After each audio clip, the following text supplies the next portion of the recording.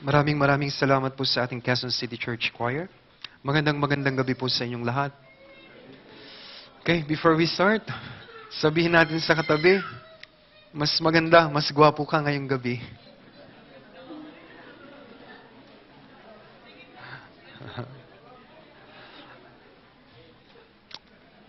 Pero kahit bukas, maganda pa rin po. Okay, we will be digging deeper and deeper sa words of God. Palalim tayo ng palalim, kaya hihinglingin ko po yung inyong pakikinig. Please listen very carefully kasi napakahalaga po ng ating pag-aaralan simula po ngayon hanggang sa Friday. Kaya marami pa rin po akong ituturo. Bago tayo mag-umpisa, mga kababayan, samahan niyo po akong lahat. Tayo pong lahat ay yumuko at manalangin. Let's all pray. Dakilang Diyos na makapangyarihan sa lahat, maraming salamat po sa patuloy niyo pong paggabay sa amin sa Bible Seminar na ito. Nasa third session na po kami ng Bible Seminar at patuloy ko pong hinihiling sa inyo, Panginoon, na kayo po mismo, through the power of the Holy Spirit, ang magbukas ng puso at isip ng mga nakikinig. Gabayan niyo po ang kanilang puso, Panginoon, habang nakikinig upang maunawaan po nila ang mga salita ng Diyos na magbibigay sa kanila ng kasiguruhan na ang Diyos ay buhay, na ang Biblia ay 100% na totoo.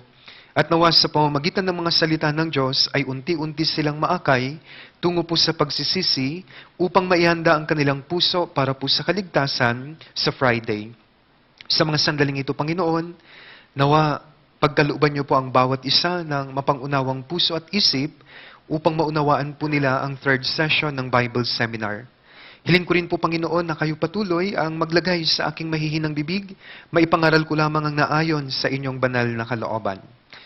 Kami po ay lubos na aasa sa inyo from the beginning to the end of this Bible Seminar. Ito po ang aming dalangin sa pangalan ng Panginoong Hesukristo. Amen. Okay, para po sa first verse na ipapakita ko, tignan po natin sa Deuteronomy chapter 18. Aklat ng Deuteronomio chapter 18, verse 21 at verse 22. Babasahin ko po verse 21. Sabi po dito, at kung iyong sasabihin sa iyong puso, paano namin malalaman ang salita na hindi sinabi ng Panginoon?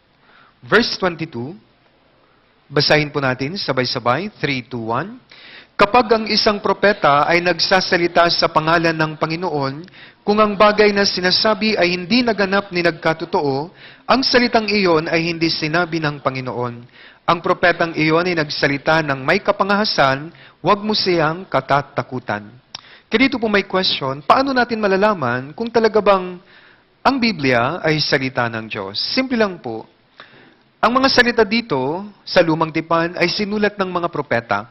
Nagpahayag po sila ng mga words of God na mangyayari pa lang sa hinaharap. Kung yun daw sinabi ay hindi nangyari, hindi yun galing sa Panginoon. Pero kapag nangyari, yung mga sinabi nila, ito ang tunay na salita ng Panginoon. Kaya tonight, ipapaliwanag ko po yung patungkol po sa tinatawag ng Biblia na propesya. In English, prophecy. Ano po ang mga ito? Ito po ay mga salita ng Diyos na hinayag niya sa mga propeta 3,500 years ago, yung iba 2,700 years ago, sa panahon ng mga apostol 1,900 years ago, sinabi na ng Diyos noon, sinulat nila, at natutupad sa panahon po natin ngayon. Apat na bagay ang ituturo ko po ngayon na nakasulat na noon pa sa Biblia bago ito mangyari. Ito po ay patungkol sa pagpapanauli o pagbangon ng bansang Israel. Pangalawa, yun pong mga senyales ng katapusan ng panahon. Yun pong tinatawag ng Biblia na 666 mark at yung paparating na Third World War o yun pong tawag na Armageddon War. Bakit kailangan yung malaman ito para makapaghanda po kayo? Ang Diyos, ganito yung paraan niya. Bago niya gawin ang isang bagay, nagbibigay muna siya ng senyales. Bago po pumatak yung ulan, ano po muna ang makikita natin? Iitim yung kalangitan, yung ulap magsasama-sama, and then bubuhos po yung ulan. Para makapag-prepare ka. Para yung sinampay mo, makuha mo muna. Kaya dito po sa Biblia, nagsabi ang Diyos ng mga bagay na mangyayari pa lang para makapag-prepare po tayo. Tayo po ay mapalad dahil sa panahon natin, karamihan, natutupad yung mga propesiyang ito. Kaya umpisan po natin yung third session ng ating Bible Seminar.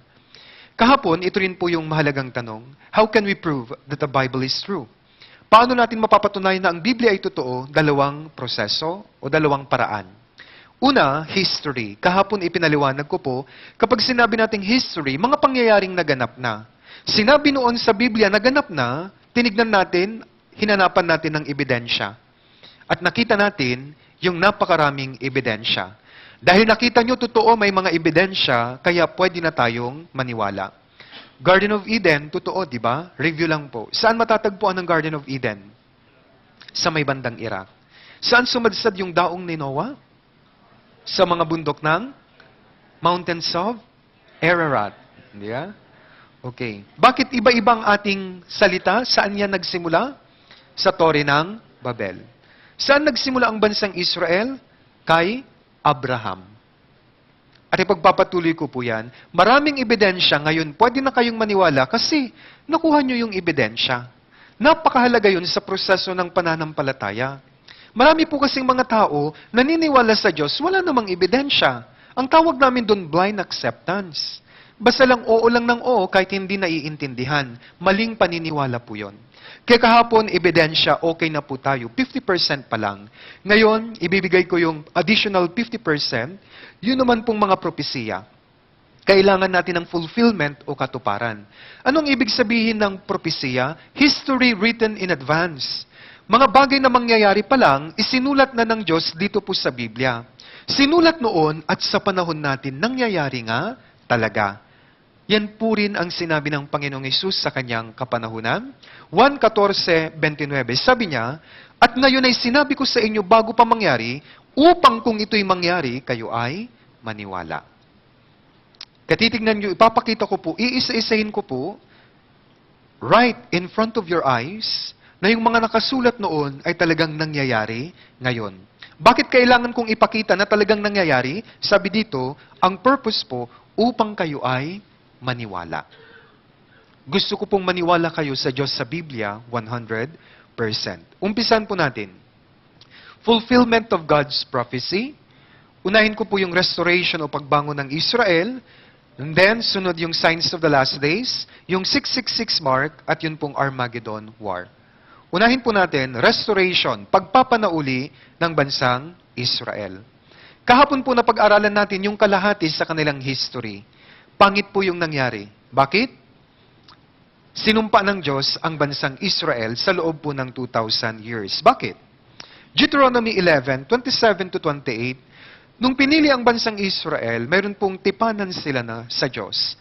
Kayo ang mamili, sabi ng Diyos. Dito po sa Deuteronomy 11:27-28. Panahon pa po ito ni Moises. Kailan ito? 3,500 years ago.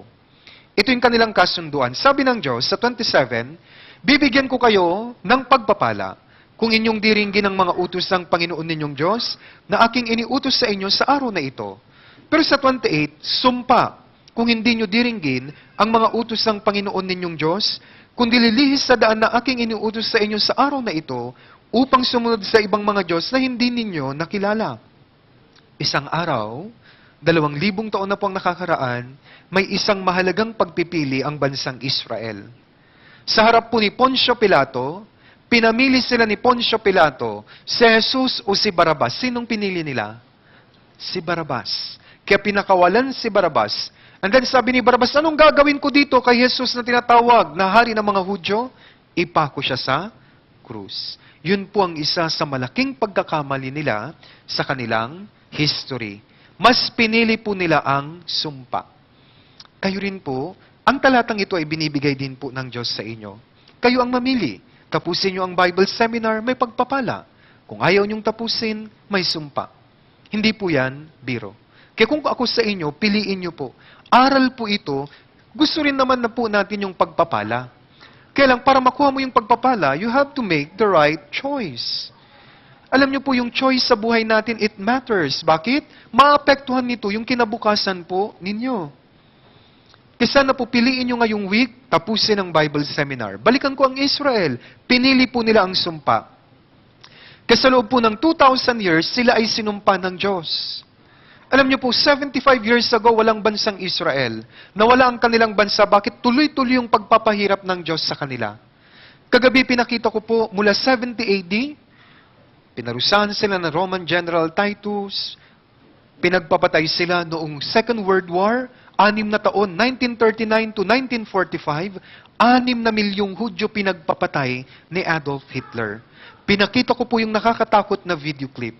Kasi sobrang hirap po ng bansang Israel sa loob ng 2,000 years. Pero nakasulat na po sa Biblia na sa huling panahon, babangon sila.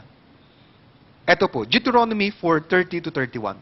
Nangako na ang Diyos na babangon sila sa mga huling parte bago magunaw ang mundo.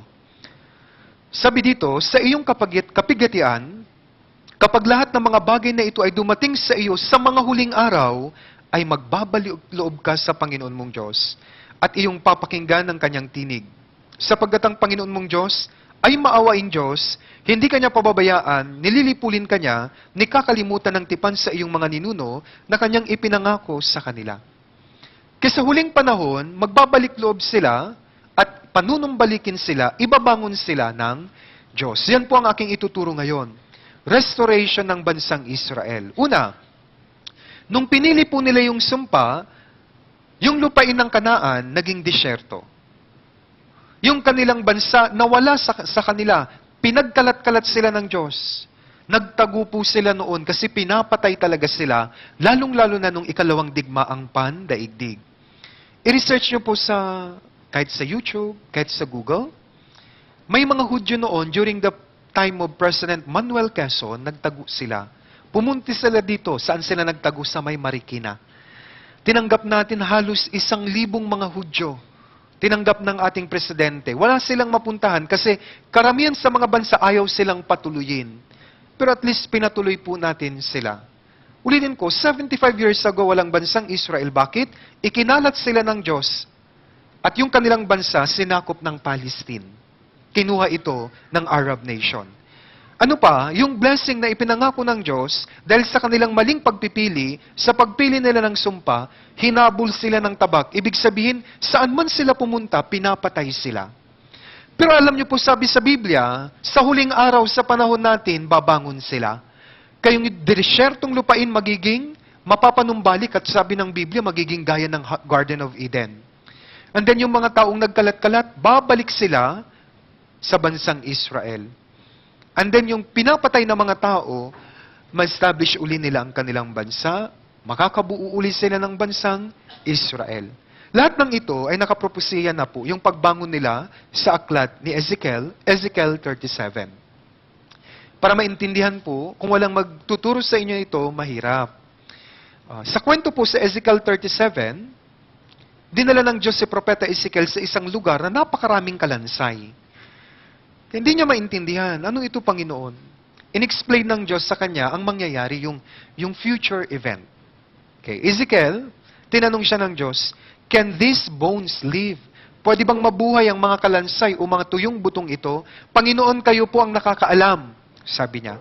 Kinag-utos ang Diyos kay Ezekiel, magsalita ka ng propesiya at babangon yung mga kalansay na yan at magiging isang napakalaking hukbo. Tingnan po natin sa Ezekiel 37, verse 10 and 11. Sa gayon nagsalita ako ng propesiya gaya ng iniutos niya sa akin, at ang hininga ay pumasok sa kanila at sila'y nabuhay at tumayo sa kanilang mga paa na isang napakalaking hukbo. Verse 11, ito ang explanation ng Diyos sa kanya. Pwede po kayo po ang bumasa? 3, 2, 1.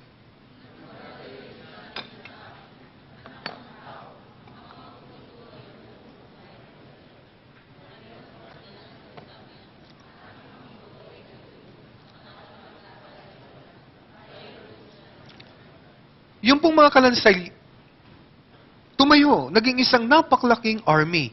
Kasi sabi ng Diyos, ang ibig sabihin nito, Ezekiel, ito ang buong Israel. Dati para silang kalansay, ibig sabihin 2,000 years ko silang pinahirapan. Parang wala ng pag-asa, pero bigla silang tatayo. Ito po yung tinatawag na restoration o pagpapanauli sa bansang Israel. Kaya tignan po natin kung nagkatotoo ang hula o ang propesiyang ito. Okay? Unahin ko po yung recovery ng kanilang bansa. 75 years ago, walang bansang Israel. Ulitin ko po, dahil nagkalat-kalat sila, pinagpapatay sila, at kakaunti ang natira, nagtago sila. Kung ang isang lugar walang mga tao, mawawalan ito ng soberanya. Kaya kinuha po ng Palestine, yun pong kanilang lupa. Kaya nawala ang kanilang bansang Israel. Pero alam niyo po ba, na nakasulat na isang araw, mababawi nila ang kanilang bansa. Nakasulat ito sa Isaiah 66 verse 8. Babasahin ko po. Sinong nakarinig ng ganyang bagay? Sinong nakakita ng ganyang mga bagay? Ipapanganak ba ang lupain sa isang araw? Ilalabas ba sa isang sandali ang isang bansa? Sa isang sandali, sa isang araw daw, ipapanganak uli ang bansang Israel. Ibig sabihin, mababawi uli nila. Ang talatang ito ay nangyari sakto isang araw. Kailan? Ito po ay old picture. Ito po ay nangyari noong pong May 14, 1948. Siya po ang unang Prime Minister, si David Ben-Gurion. Bigla na lang, sa Tel Aviv, Israel, ipinroklama niya, babawiin na namin ang aming bansa. Kaya ito po yung Independence Day ng bansang Israel. Yung talata sa Isaías kanina, nangyari nga, isang araw ipapanganak, ito po natupad noong May 14, 1948. Nasa pahayagan po yan, dyaryo sa Palestine. Parang sa atin, di ba? Philippine Daily Inquirer. Ito po, The Palestine Post. Ano po ang headline? State of Israel is born. Nung narinig ito ng Arab nation, gera, kaagad. Pero ang panalo dito, Israel. Binawi nila unti-unti ang kanilang lupain, ang kanilang bansa. Yung pong talata sa Isaiah 66 verse 8, na isulat noon pa dito sa Biblia, 740 BC. Kailan ito natupad yung verse na ito? May 14, 1948. Nangyari po yan. I-search nyo, ito po ang Independence Day ng bansang Israel.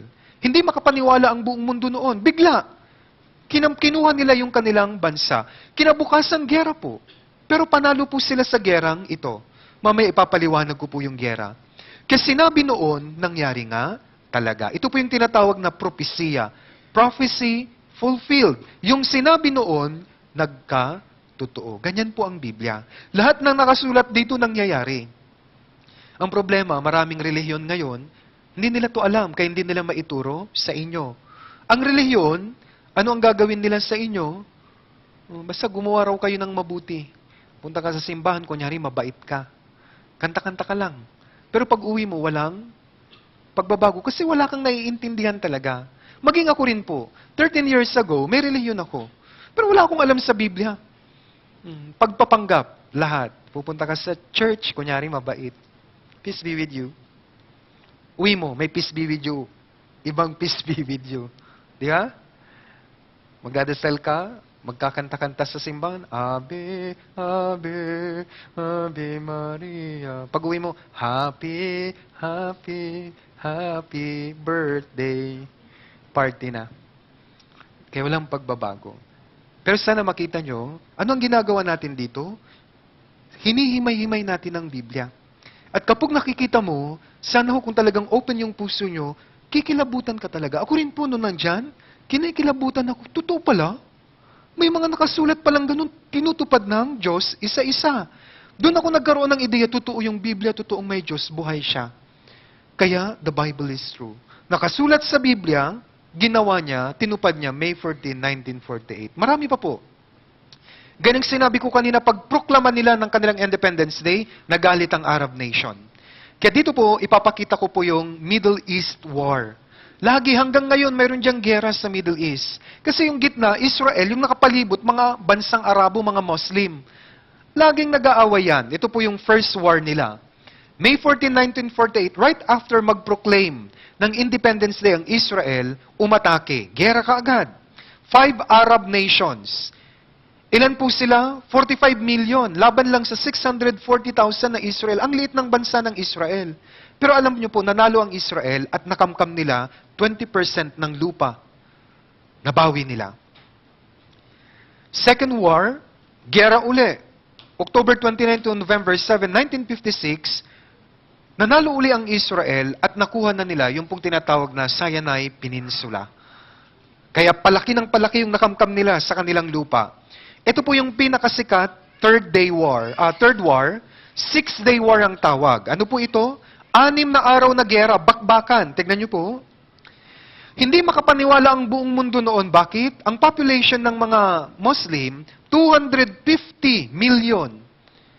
Ang Israel, 2.2 million. Sa common sense natin, hindi pwedeng manalo ang Israel. 2.2 million lang sila. At sa panahon ngayon, wala silang gamit. Rifle lang po. Ang Arab nation, may mga tangke, may mga kanyon. Pero alam niyo po, sino ang nanalo? Israel. Hindi makapaniwala ang United Nations noon. Anong meron sa inyo? Bakit nanalo kayo? Noon po, ang president ng Egypt ay si Nasser. Namatay po siya sa heart attack. Bakit? In interview, galit na galit siya sa mga soldiers niya. Ito po yung sa interview, documentary na panood ko po. Sa interview po, national TV, na heart attack siya. Bakit? Hindi niya matanggap na natalo sila. Nakapag-alyansa siya sa ibang Muslim countries.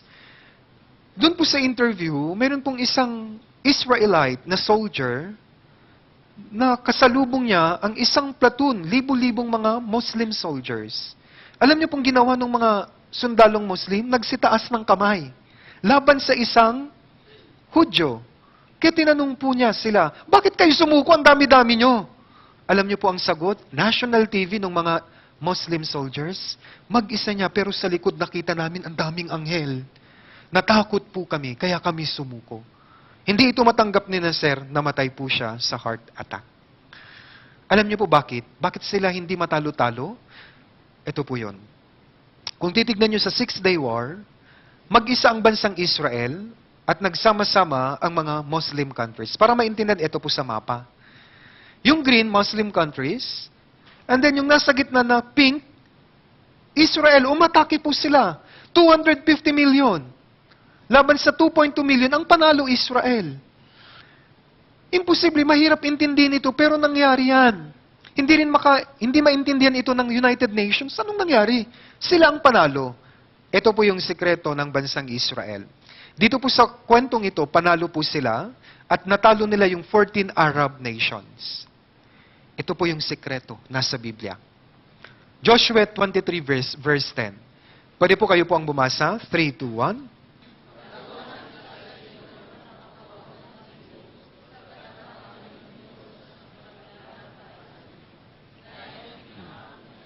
Yes, tinupad dito ng Diyos. Hanggang ngayon, minsan may mga missile attack ang Arab nation. Mga ISIS, di ba? Pero meron silang Iron Dome. Ano po yung Iron Dome? Protection ng Diyos yun. Hanggang ngayon, yan ang nangyayari sa Middle East. Napapanood nyo po sa balita. Kakaunti ang populasyon ng Israel. Alam nyo po ba? Tayo, ilan po tayo? Mahigit 110 million na. Ang populasyon po ng bansang Israel, nasa mga 18 to 20 million lang. Kakaunti. Parang populasyon lang ng NCR yata, o Manila. Naintindihan? Kakaunti sila, pero laging nananalo. Kasi sabi ng Biblia, ako ang makikipaglaban sa iyo, sabi ng Diyos. Yun pong Joshua 23 verse 10, pangako yun ng Diyos, 1406 BC na isulat. Kailan nangyari? Mula 1948 hanggang ngayon, hindi matalo-talo ng mga Muslim ang nag-iisang bansa sa gitna na Israel. Hanggang ngayon, tinutupad ng Diyos. Sinabi noon, nangyari nga talaga, ang Biblia ay totoo. Next, yung kanilang mga tao. Nung sila ay pinapahirapan, especially nung Second World War, nagkalat-kalat sila. Tawag doon diaspora. Ikinalat sila ng Diyos. Pero, sabi ng Biblia, yung mga taong nagtago sa iba't ibang bansa, babalik sila sa bansang Israel. Tingnan po natin. Ito yung talata. Isaiah 43 verse 5 to 6. Ito po ay sinasabi ng Diyos sa bansang Israel. Sinabi niya ito noon, huwag kang matakot, sapagkat ako'y kasama mo.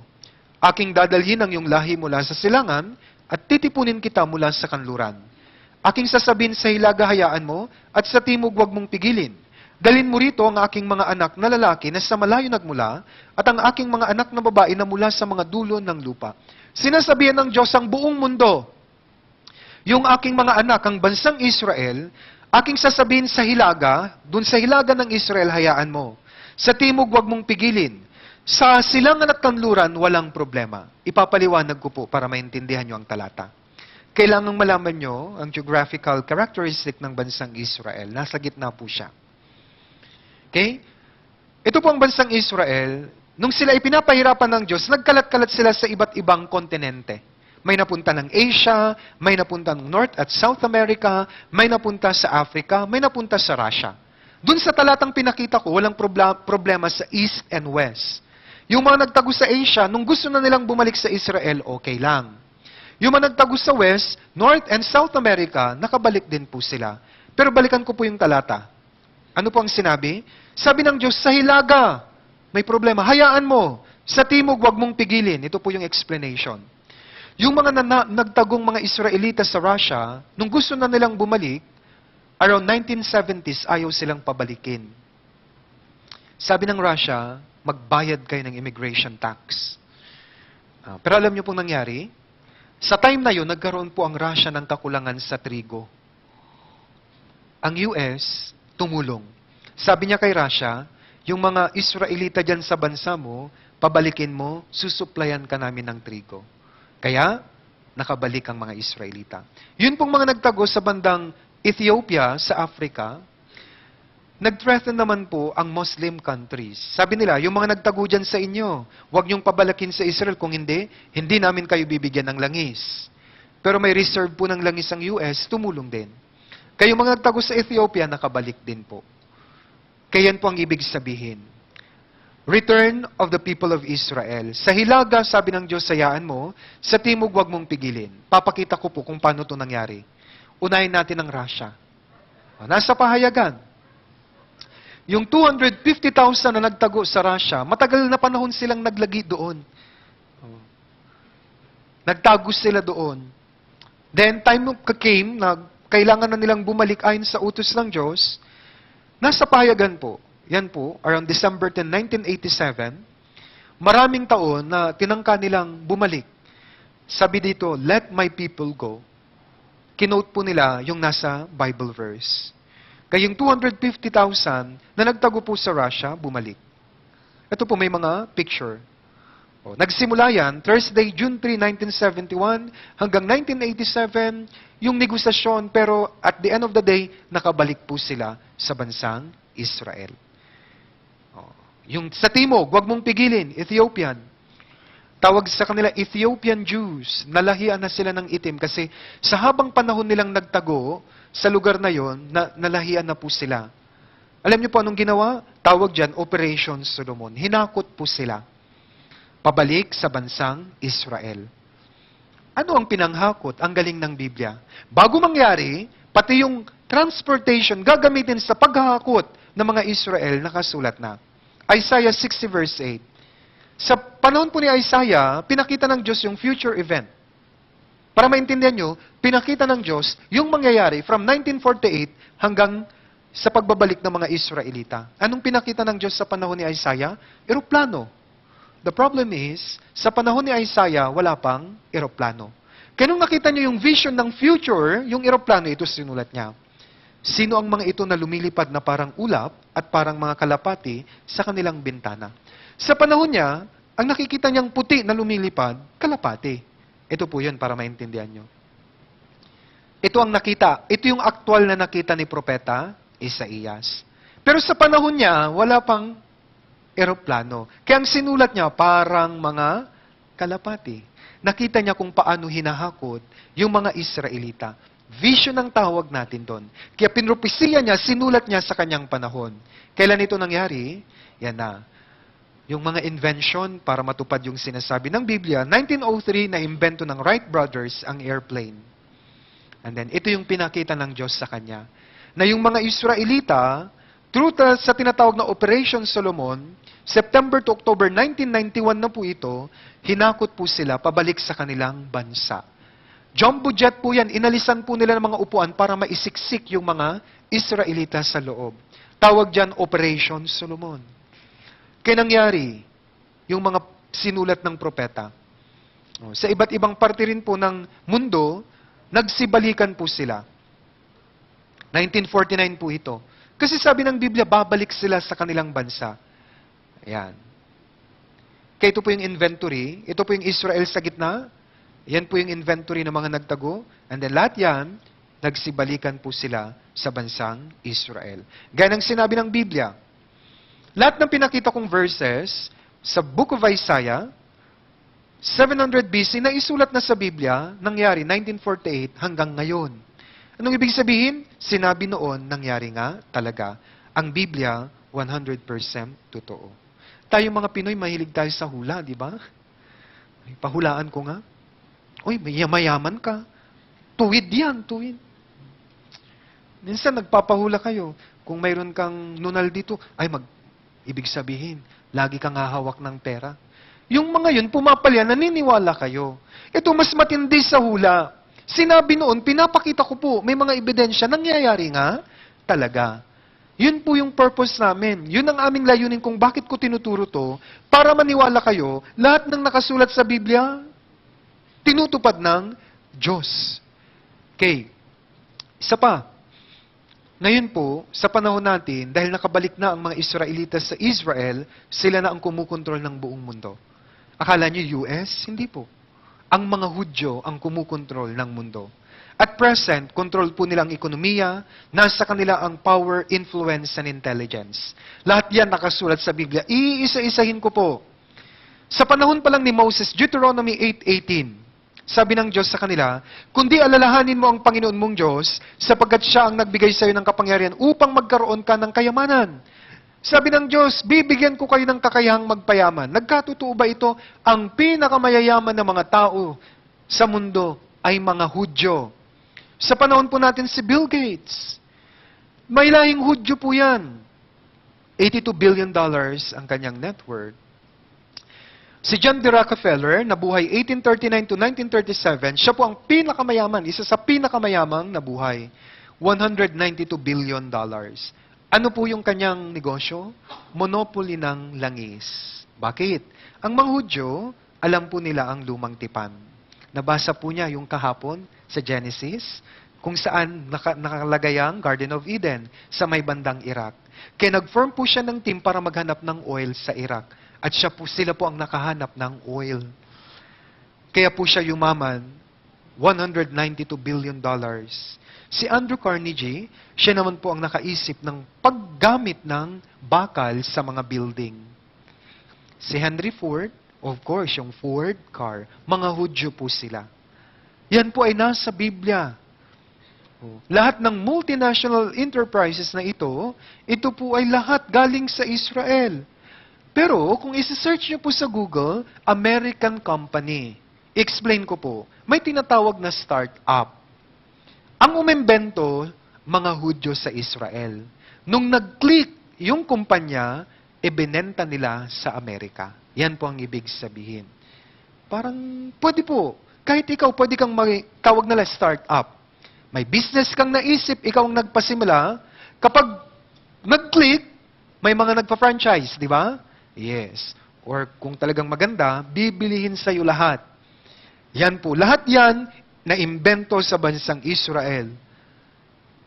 Ganyan po sila kagagaling, kayayaman, katatalino. Sa ating panahon, di nyo lang po alam. Kaya sabi ko sila ang kumukontrol. Bakit? Si Mark Zuckerberg, Facebook owner, Hudyo po siya. Google. Sinong gumawa ng Google? Larry Page, Sergey Brin. Mga bata po sila. Sila ang umimbento ng mga to. Si Steve Jobs, Apple. Ang mga sikat, mga prominenteng taong ito ay puro mga Hudyo, mga bilyonaryo. Sila po yung mayayaman sa buong mundo. Gaya ng sinabi ng Biblia, bibigyan kita ng kakayahan upang magpayaman. Ano pa? May isa pong blessing sa bansang Israel. Isaiah 60 verse 5. Sapagkat ang kasaganaan ng dagat ay dadalhin sa iyo, ang kayamanan ng mga bansa ay darating sa iyo. Ano pong dagat ito? Ito po ang Dead Sea. Sobrang alat, walang isda po dyan. At kung gusto nyo, kahit di ka marunong maglangoy, lulutang ka. Kasi napakataas po ng salt content ng tubig. Pero dahil po dyan, napakayaman po nito sa minerals at yun pong element na tinatawag na uranium. Ano po yung uranium? Yan po yung isa sa mga sangkap para makagawa ng nuclear bomb. Kaya dyan bumibili ang iba't ibang malalakas na bansa sa kanilang nuclear weapon sa bansang Israel. Kaya nga, ayon po sa pag-aaral, yung lang minerals, yung kayamanan sa Dead Sea, kahit 4 times ng kayamanan ng Amerika, hindi kaya. Mas mayaman ang Dead Sea. Yes po, ang daming turistang pumupunta dyan. Litin ko, yung uranium dyan kinukuha. Isa itong sangkap para sa paggawa ng nuclear bomb. Kasi sabi kanina, yung kayamanan ng bansa pupunta sa'yo kasi bibili sila. Lalo na ngayon, saan busy ang mga malalakas sa bansa? Sa kanilang nuclear program. Ano pa? Deuteronomy 28:12. Kayo po ang bumasa. 3, 2, 1.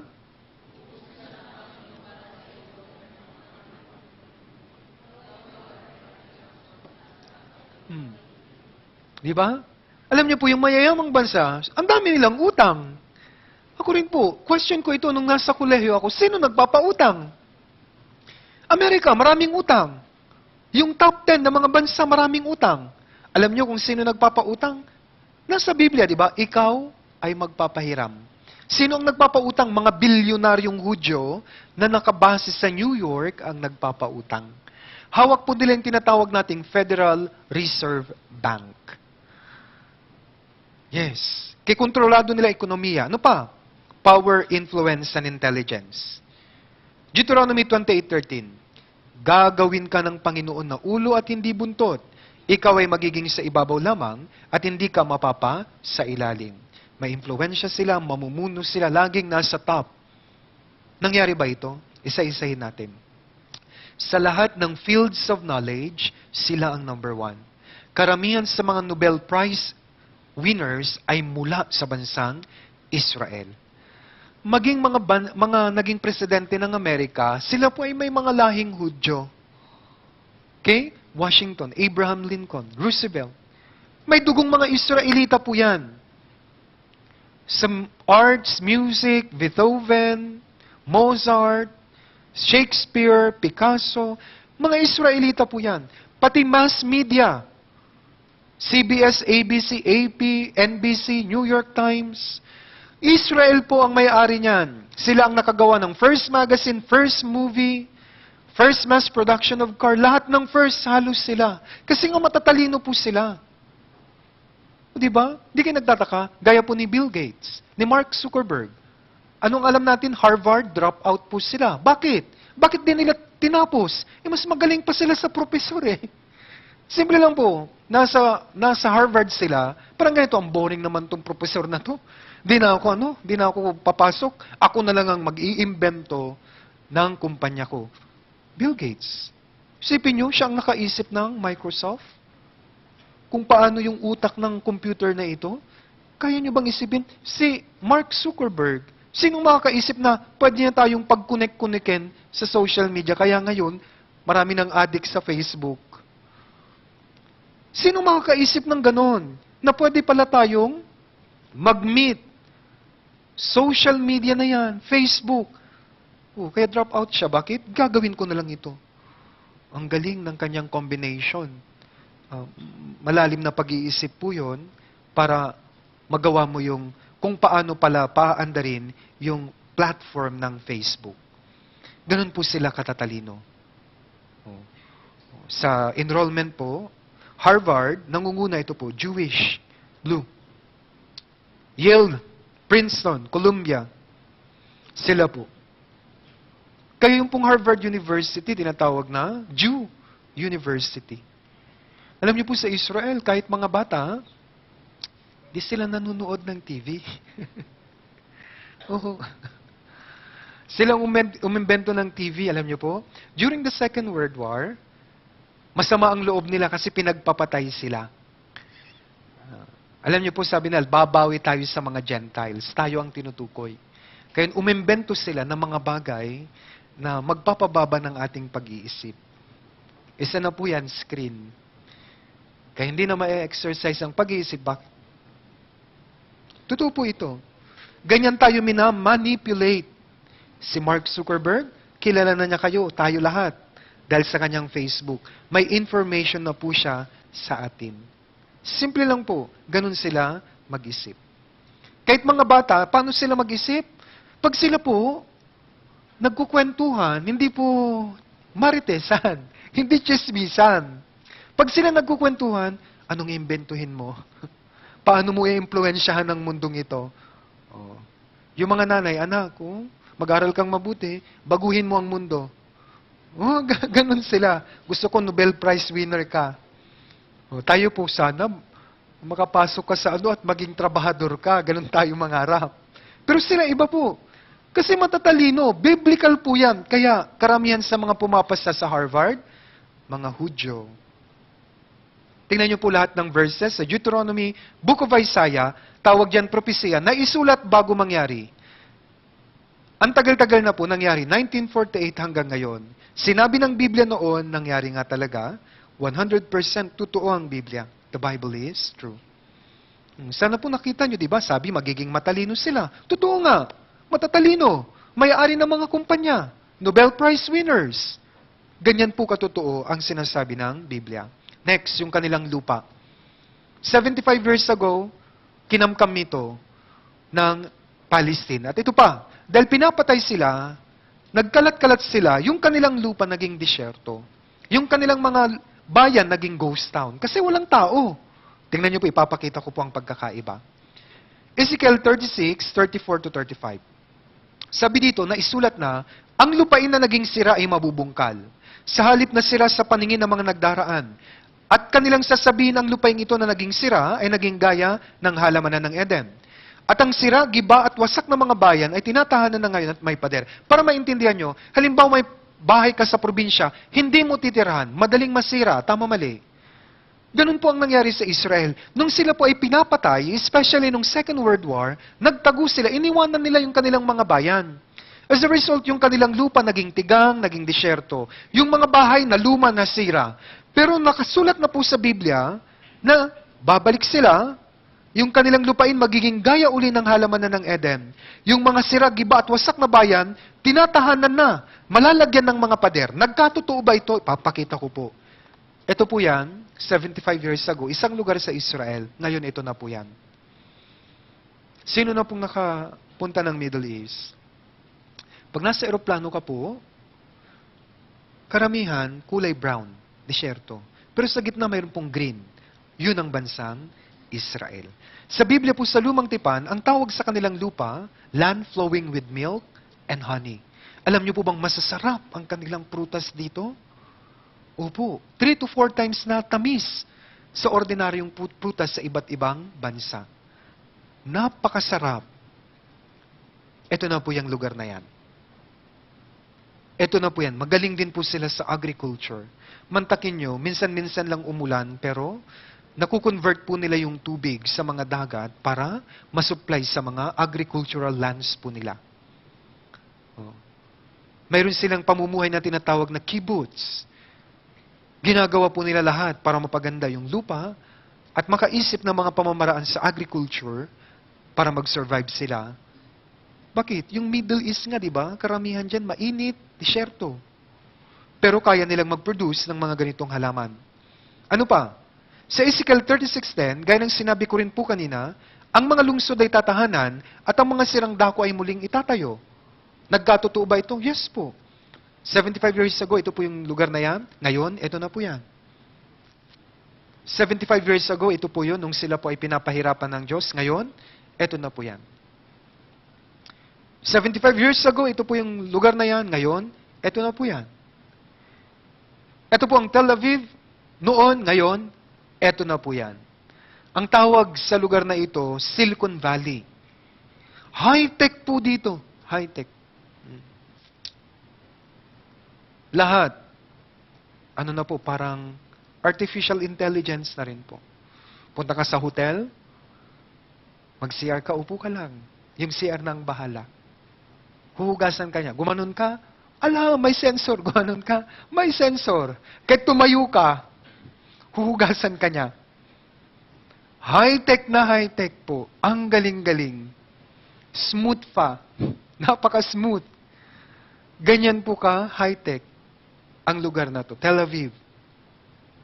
Kinignan niyo po inisa-isa ko ang kanilang lupa, ang kanilang mga tao at ang kanilang bansa.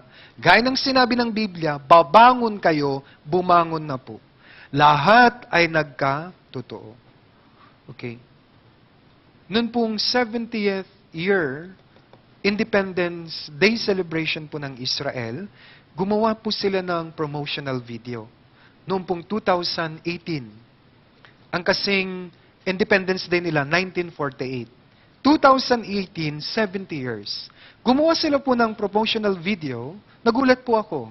Lahat ng tinuturo ko, nandun sa promotional video nila.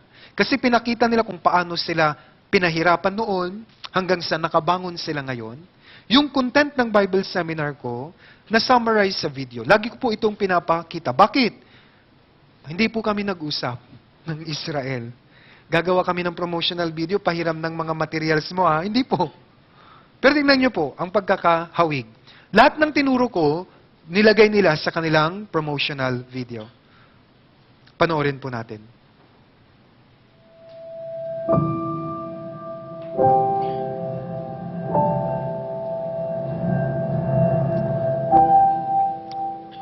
Mga pictures, parehong-pareho.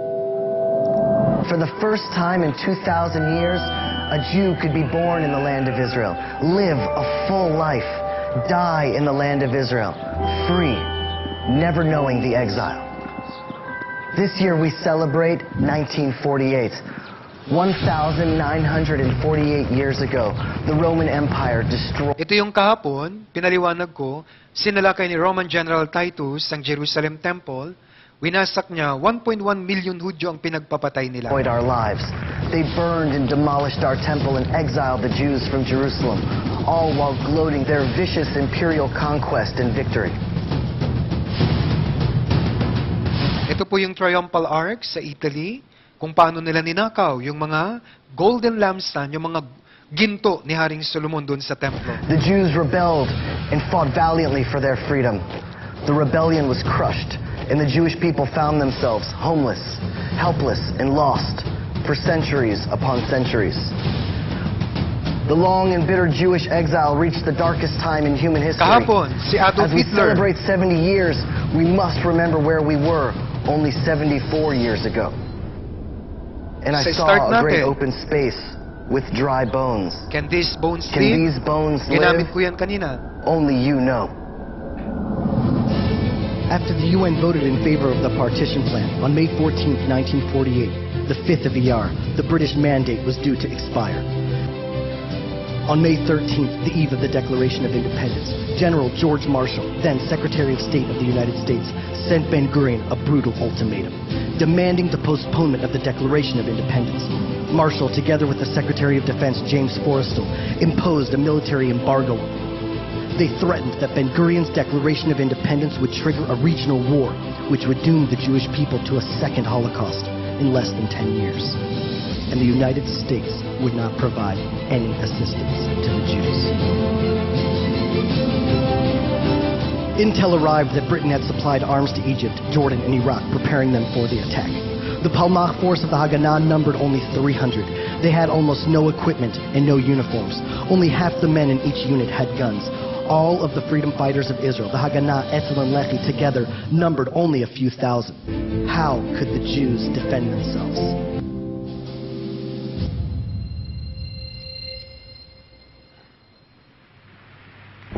Under extraordinary pressure, a self-proclaimed secular Zionist, David Ben-Gurion, was overcome, possessed with a ruach gvura, a courageous spirit of biblical proportions.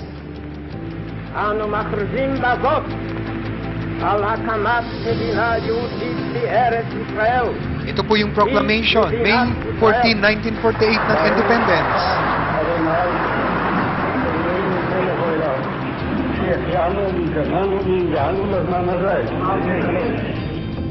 And just like that, 2,000 years of exile came to an end. 1,948 years ago, Jerusalem was destroyed. We are celebrating the most legendary comeback story in human history. Can these bones live? Son of man, these bones are the whole house of Israel. They say our bones are dried up and our hope is gone. Thus says the Lord Hashem, I'm going to open your graves and lift you out of your graves, my people, and bring you to the land of Israel. From dry bones and ashes, total despair and desperation, Israel was resurrected from the dead, and new life was breathed into the Jewish people. In 70 years, Israel went from having one asphalt road to building Ben Gurion International Airport, some of the best hospitals in the world, and built more roads and infrastructure per capita and faster than any other place on the planet. Israel has transformed a barren, desolate, non-productive land into one of the most powerful economies in the world. We're not praying that one day we hope to see your return to Zion. Let our eyes see that it's already happening right now. Hallelujah, hallelujah, hallelujah, hallelujah. Kol neshama tehaleya. Yes, lahat nagkatotoo. Sinumpa sila for 2,000 years pero binalik sila ng Diyos. Bakit sila nauli ng Diyos? Kasi nakasulat na po, sa last days, magbabalik loob sila.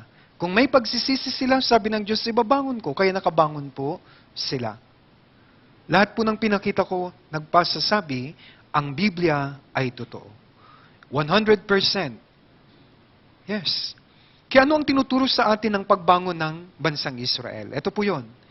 Ang Biblia, tunay na salita ng Diyos. Totoong may Diyos at buhay siya, ito po yung number 3, mahalaga. Malapit ng muling pagdating ni Kristo, malapit ng katapusan ng mundong ito. Bakit? Sabi po ng Biblia, ang isang sign na malapit ng magunaw ang mundo ay ang pagbangon ng bansang Israel. Yan po ang isusunod kong ituturo. Signs of the last days.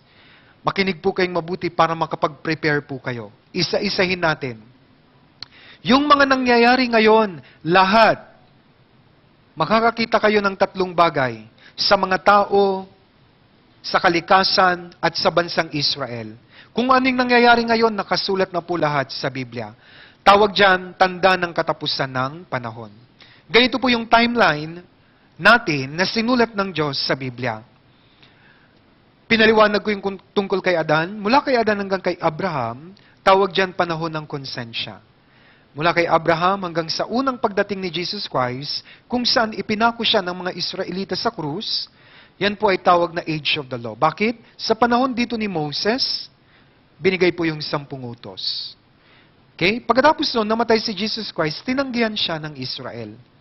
Kaya ang Diyos, bumaling sa mga Gentiles. Tayo po yon. Kaya ang magandang balita, pinapangaral na po sa atin. Sa kahuli-huli ang part ng age of the Gentiles, sabi ni Kristo, darating siyang muli. Ang pagdating ni Jesus Christ, yan na rin po mangyayari yung katapusan ng mundong ito. Pero bago siya dumating, tawag dyan rapture, second coming. Bago yan dumating, yung rapture, magkakaroon ng mga tanda. Alam niyo po, nandito na po tayo. Okay. Dito na. Malapit na pong mag-rapture. And then, pag nag-rapture, magbilang lang po kayo, 7 taon, mahati sa 3.5 years, yan po yung panahon ng kapigatian. Magkakaroon na lang ng iisang gobyerno. Sa gitna, lalabas si Antichrist.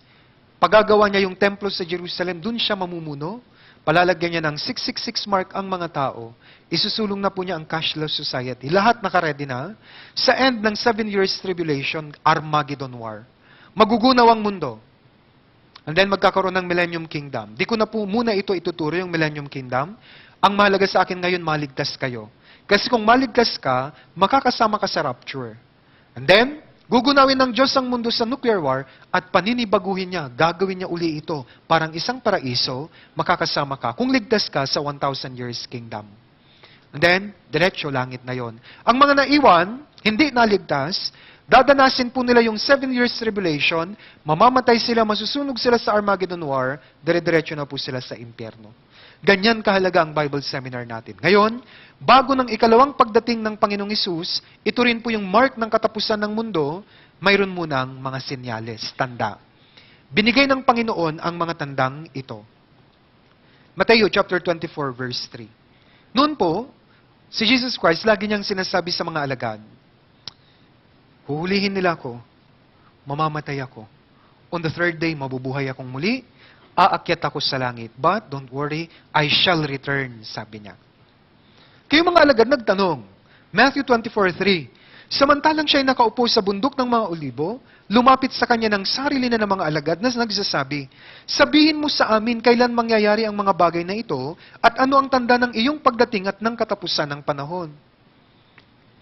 Tinanong nila, ano ang tanda ng second coming mo at ng pagkagunaw ng mundo, katapusan ng panahon.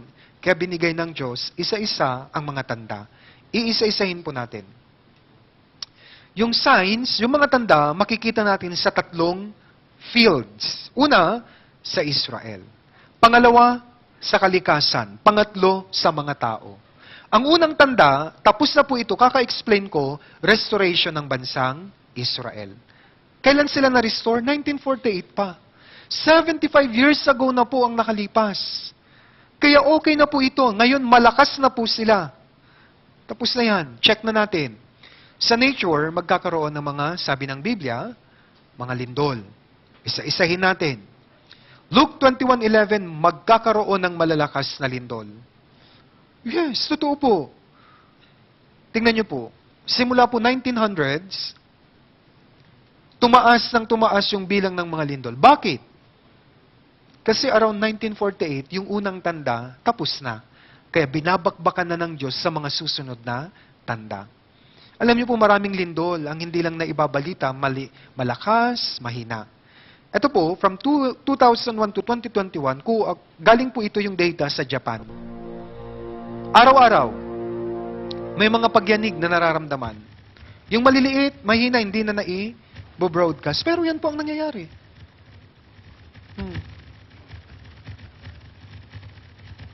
Kita nyo? Sa iba't ibang panig na. Yan, may mga CCTV.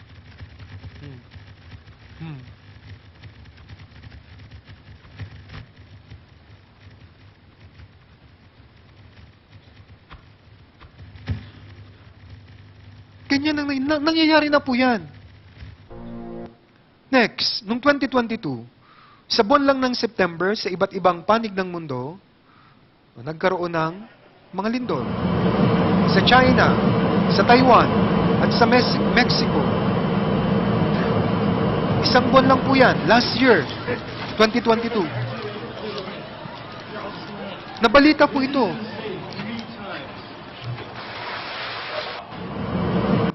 Early this year, February 2023, alam natin lahat, Turkey, di ba? Niyanig ito ng napakalakas na lindol, ang daming namatay. Di ba? Gumuho, maraming natabunan. Nasa Biblia, sana po, matauhan tayo. Tayong mga Pilipino, kung may lindol, halimbawa naglindol, anong gagawin nyo? Facebook ka agad. Pray for, parang ganon. Kami iba, dahil alam namin ang Biblia. Hindi ko po sinasabing pray for. Ano ang sigaw namin? Repent and believe in the gospel. Gugunawin na ng Diyos ang mundo, kaya walang silbi yung pray for nyo. Bakit? Babakbakan na ng Diyos ng lindol ang mundong ito. Kasi patapon na po ang mundo dahil masama na ang mga tao. Ang tanging pag-asa ng bawat isa, maligtas po kayo. Maligtas kayo. Kaya tayo nagba-Bible seminar. Magkakaroon ng lindol. Kahit itong bansang Pilipinas. Baka naman sabihin nyo, ay, wag naman sana. Pag ganon. Mangyayari po yan, kaya may big one na inaasahan. Anytime pwedeng mangyari po yan, kasi nakasulat sa Biblia. Next, kung yung lindol, sa dagat, alam natin ang mangyayari. Di ba? Tsunami. Lagi po. Indonesia, maraming namamatay kapag may malakihang nangyayaring lindol sa dagat.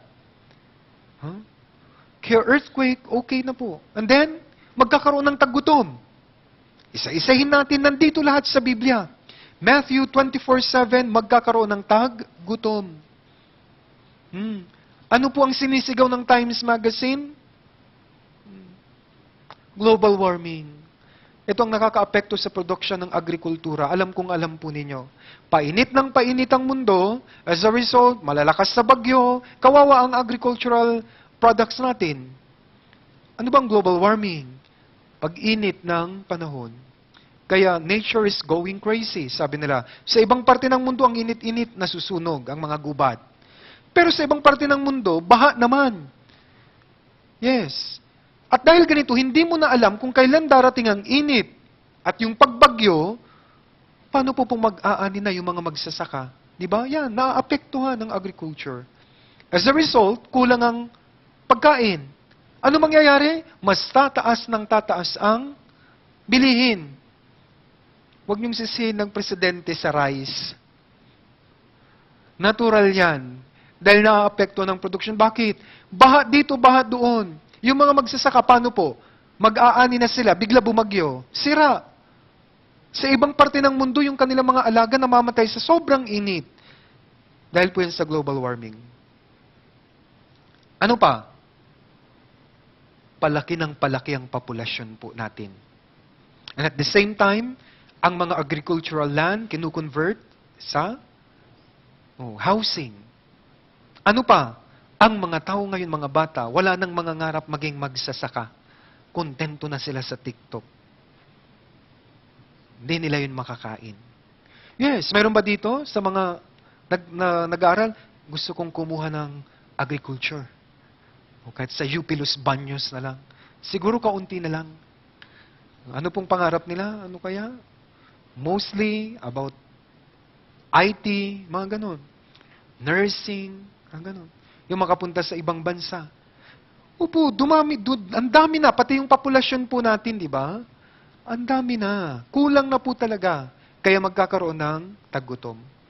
Ito po, isa sa mga most influential photograph of all time. Kuha ito ni Kevin Carter. Ano po yung nakuha niya? Dahil walang makain, ito pong bata, mamamatay na siya. Yung vulture, masaya, mayroon na akong lunch. Dahil wala silang makain. Alam niyo po yung kumuha ng picture na ito? Nakakuha po ng prize yung kanyang picture. After 4 months, nagpakamatay po siya. Bakit? Di kinaya ng konsensya niya. Yung bata kinain na lang ng vulture. Samantalang ako, dito sa aming bansa, ang dami naming sinasayang na pagkain. Nagpakamatay po siya. Ito po ay dahil sa gutom, lalo na po sa African countries. Yan. Ayon po sa pag-aaral, every 7 seconds, isang tao namamatay dahil po sa walang makain. Gaano karami yan? Every day, 35,000. Dahil po sa wala silang makain. Baka sabihin nyo, hindi yan totoo pa. So, totoo po, ito ang mga pictures na makikita. Dahil wala silang makain. Kahit basura na, ito po, walang tubig. Kayong ihin na lang po ng baka. Kapag wala kang makain, hindi ka na po magiging maarte. Wala sa yung yak. Walang ganun. Totoo po. Kung wala kang makain, kahit ano kakainin mo, kahit marumi. Kaya nga, mayroon pong kasabi na hungry stomach knows no law. Kaya nung mayroon pong pandemic, kailangang may ayuda. Bakit? Pag gutom ang tiyan, gagawa ka ng krimen. Kaya nag-ayuda. Rule po yan. Kaya alam ng gobyerno, kaya nagbigay po ng ayuda. Kasi kung ang isang tao gutom, nakita niyang pamilya niya gutom, magnanakaw yan. Kaya nakakatakot yung panahon natin. Sa taggutom, pahirap ng pahirap, parami ng parami ang krimen. Iniisa-isa ko po, okay yung earthquake, famine. Ngayon sa mga tao, magkakaroon ng mga salot, sakit na nakakahawa. Luke 21:11, magkakaroon ng taggutom at mga salot, bagay na kakilakilabot. Umpisan natin. Noon po, nagkaroon ng Mayor's Cove. Ito po ay naagapan. And then yung Ebola, naagapan din. Bakit? Bago makapanghawa, magdagrabe ka muna. Kaya naka-quarantine nila. Ito po, bago po mag-coronavirus, pinapangaral na namin ito. Walang naniniwala. And then, pumutok ang 2019, COVID-19. Alam na namin. Alam niyo po ba na yung COVID na yan, bago mangyari, alam na, maging ng mga Hudyo. Pero walang naniniwala. Gaya ngayon, pinapangaral sa inyo. Hindi ko po alam, yung nasa isip at puso nyo, yung iba siguro kahit na nakikinig, wala yan. Yan, totoo. Minsan doon po umiiyak yung puso namin, pinapakita na namin, ayaw pang maniwala. Bigyan ko po halimbawa, bago mangyari ang COVID-19, 2014 to 2015, alam na namin itong mangyayari. Kahit sa Israel, alam na nila ito. Bigyan ko po kayo ng isang video clip. Si Bill Gates ito, naging guest siya sa TED Talk. Pero ang unang babanggitin niya dito, nuclear war. Mangyayari rin po yon. Bago ng nuclear war, puputok ang isang pandemya, sabi niya. Makinig po kayong mabuti. When I was a kid, the disaster we worried about most was a nuclear March war. 2015 pa to. That's why we had a barrel like this down in our basement filled with cans of food and water. When the nuclear attack came, we were supposed to go downstairs, hunker down, and eat out of that barrel. Today, the greatest risk of global catastrophe doesn't look like this. Instead, it looks like this. Mga kababayan, 2015, pinakita na niya ang picture na ito. If anything kills over 10 million people in the next few decades, it's most likely to be a highly infectious virus. So next time we might not be so lucky. You can have a virus where people feel well enough while they're infectious that they get on a plane or they go to a market. The source of the virus could be a natural epidemic like Ebola, or it could be bioterrorism. In fact, if there's one positive thing that can come out of the Ebola epidemic, it's that it can serve as an early warning, a wake-up call to get ready. If we start now, we can be ready for the next epidemic. Thank you. Ang problema, walang naniwala. 2015 pa po yun. Nangyari nga talaga. Bakit? Nasa Biblia po yan. Ano pa? Magkakaroon ng mga digmaan, balibalita ng mga digmaan. Matthew 24:6. 1,900 years ago, nakasulat na po ito. Makakarinig kayo ng mga digmaan, mga balibalita ng mga digmaan. Yan po yung naririnig natin ngayon. Russia, Ukraine, China, Taiwan. Di ba? Yes. Nagpa-practice na po sila sa Armageddon War. Tingnan niyo po ito. Nagtitest sila ng intercontinental ballistic missiles.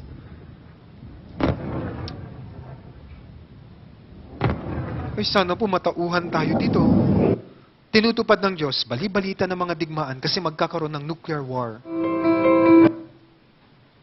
Next, lalabas sa mga bulaang propeta at the same time. Kaya ngayon, i-open nyo ang TV nyo late night, ang daming nangangaral. Paano nyo malalaman ng isang mangangaral ay bulaan? Ipapakita ko po. Isa-isa. Matthew 24:5-11. 5 and 11. Sapagkat marami ang darating sa aking pangalan na nagsasabi, ako ang Kristo at ililigaw nila ang marami. Pag may nagkiklaim siya ang Kristo, siya ang appointed Son of God, bula ang propeta yan, sabi ng Biblia. Para di kayo madaya. Ano pa? Maraming bulang propeta ang lilitaw at ililigaw nila ang marami. Paano nila ililigaw? Ito po yon. Gagamit sila ng mga pamamaraan, lalo na yung healing, yung nakatuon sa laman. Prosperity. Ang ipipreach nila, yayaman ka. Mga ganun. Yan ang mga signs ng mga bulaang propeta. Ito po, iba ang trip niya, I am Jesus' brother, sabi niya. Mahaba rin po ang book. Alam niyo kung nasaan na siya ngayon? Kinuha na siya ni Lord. Patay na. Ito naman, Russian Jesus daw siya. Sa labas, ang gagaling nilang magsalita. Pero sabi sa Biblia, sa loob mga asong gubat. Matakot kayo sa kanila. Ano po ang preaching nila? Prosperity. May tinatawag silang prosperity gospel. Paano yon? I-claim mo. Ay, mga, sino ba nang maniniwala? Pero maraming naniniwala dahil wala alam sa Biblia.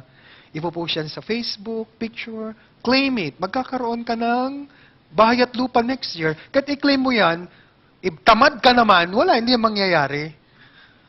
Oo, magpapakita ng kotse. May nakita ko, ituturo ka nila. I-lay hands mo, i-claim mo. Ginawa mo naman.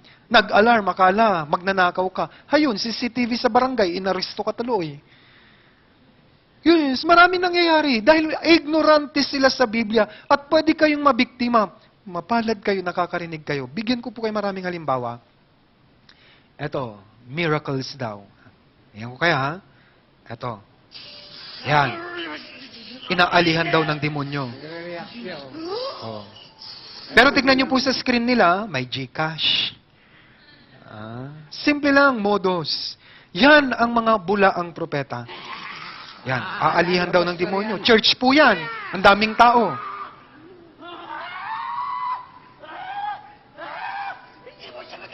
Isa, dalawa, tatlo, lapas! Nangisay na raw. Taas lang po kayong kamay.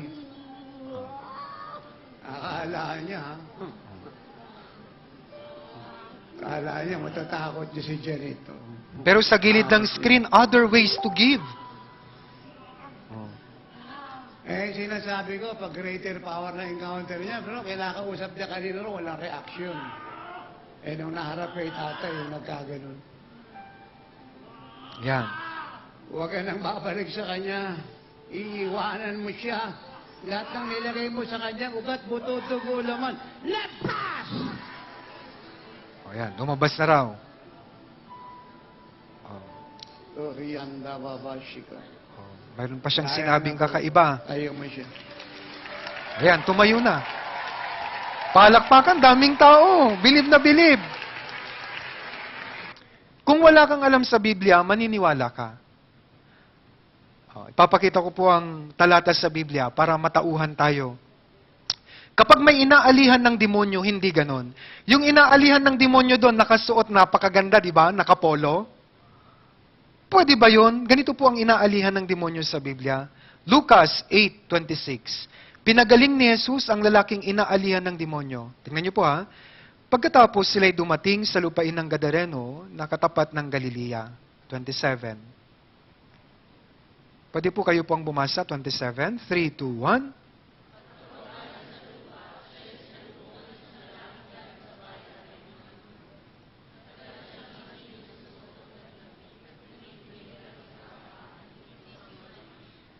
Kapag may inaalihan ng demonyo, madungis siya, mabaho siya, dito nga wala ngang suot. I-compare nga natin. Hindi eh. Ito po ang gwapo-gwapo. At isipin niyo po, dun sa segment nila, dun pa siya aalihan ng demonyo, di ba? May oras. Di ba? Kikindatan niya, gawin mo na. Gumaganon. Sa tingin niyo, totoo yun? Hindi ho, niloloko lang. Magkakausap yan, and then hihingi sila ng donasyon sa mga tao. Ito po yung kawawa. May mga taong may sakit na desperado talaga kaya pinapatulan ito. Hindi sila gagaling, pero nakunan sila. Nakakaawa, alam niyo po, kawawa na nga, may cancer na nga, huhut-hutan mo pa. Yan ang mga ugali ng mga bulaang propeta. Ang yayaman po nila. Mag-ingat po kayo. Sa iba po, ito naman, ginagamit ang mga kabataan. Mga kabataan, mag-ingat kayo. Ito raw yung pagsamba. Yan, sige, ang saya-saya.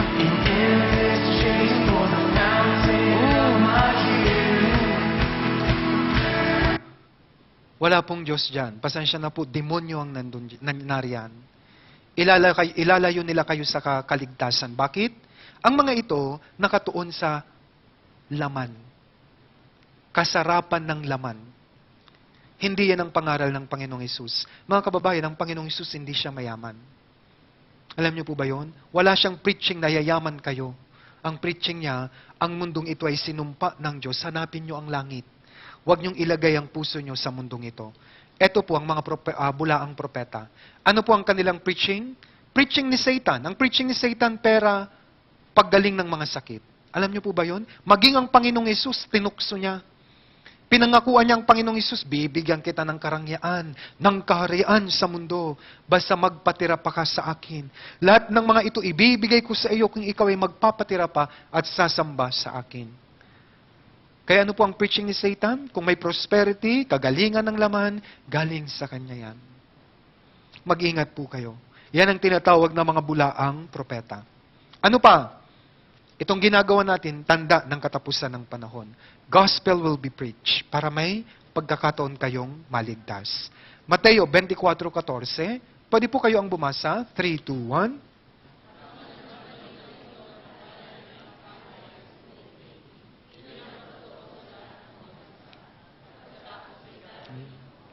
Testimony ito sa lahat sa inyo na isang araw, sa loob ng 5 araw, may nangaral sa inyo. Pagharap mo po sa paghuhukom, hindi mo pwedeng sabihin, Panginoon, wala pong nangaral sa akin. Ipapakita ito ng Diyos sa inyo. Nandun ka, may chance kang maligtas. Pero hanggang Miyerkules ka lang, Huwebes at Biyernes, di ka pumunta. Dahil may birthday, pinuntahan mo yung birthday. Totoo po. Pwedeng mangyari yan sa inyo. Yes. O yung iba, Huwebes at Biyernes, di ka pumunta kasi inuna mo yung mag-overtime sa trabaho. Or, umulan lang ng kaunti, hindi ka na tumuloy. Yes po. Wala kayong maisusumbat sa Diyos, binigyan niya kayo ng pagkakataon. Sa Bible seminar na ito, sign po ito, and you know what? We are praying for your salvation. Kinagtsatsaga tayong lahat. Pinagpipray namin kayo. Ano pa? Sa 2 Timoteo 3:1-4, sabi ni Pablo, unawain mo ito sa mga huling araw, sa last days, darating ang panahon ng kapagitaan, sapagkat ang mga tao magiging maibigin sa kanilang sarili. Anong ibig sabihin niya? Nangyayari na po sa atin. Ito po yun. Maibigin tayo sa sarili, kaya tawag sa generation natin, selfie generation. Isip lang ng tao, sarili niya.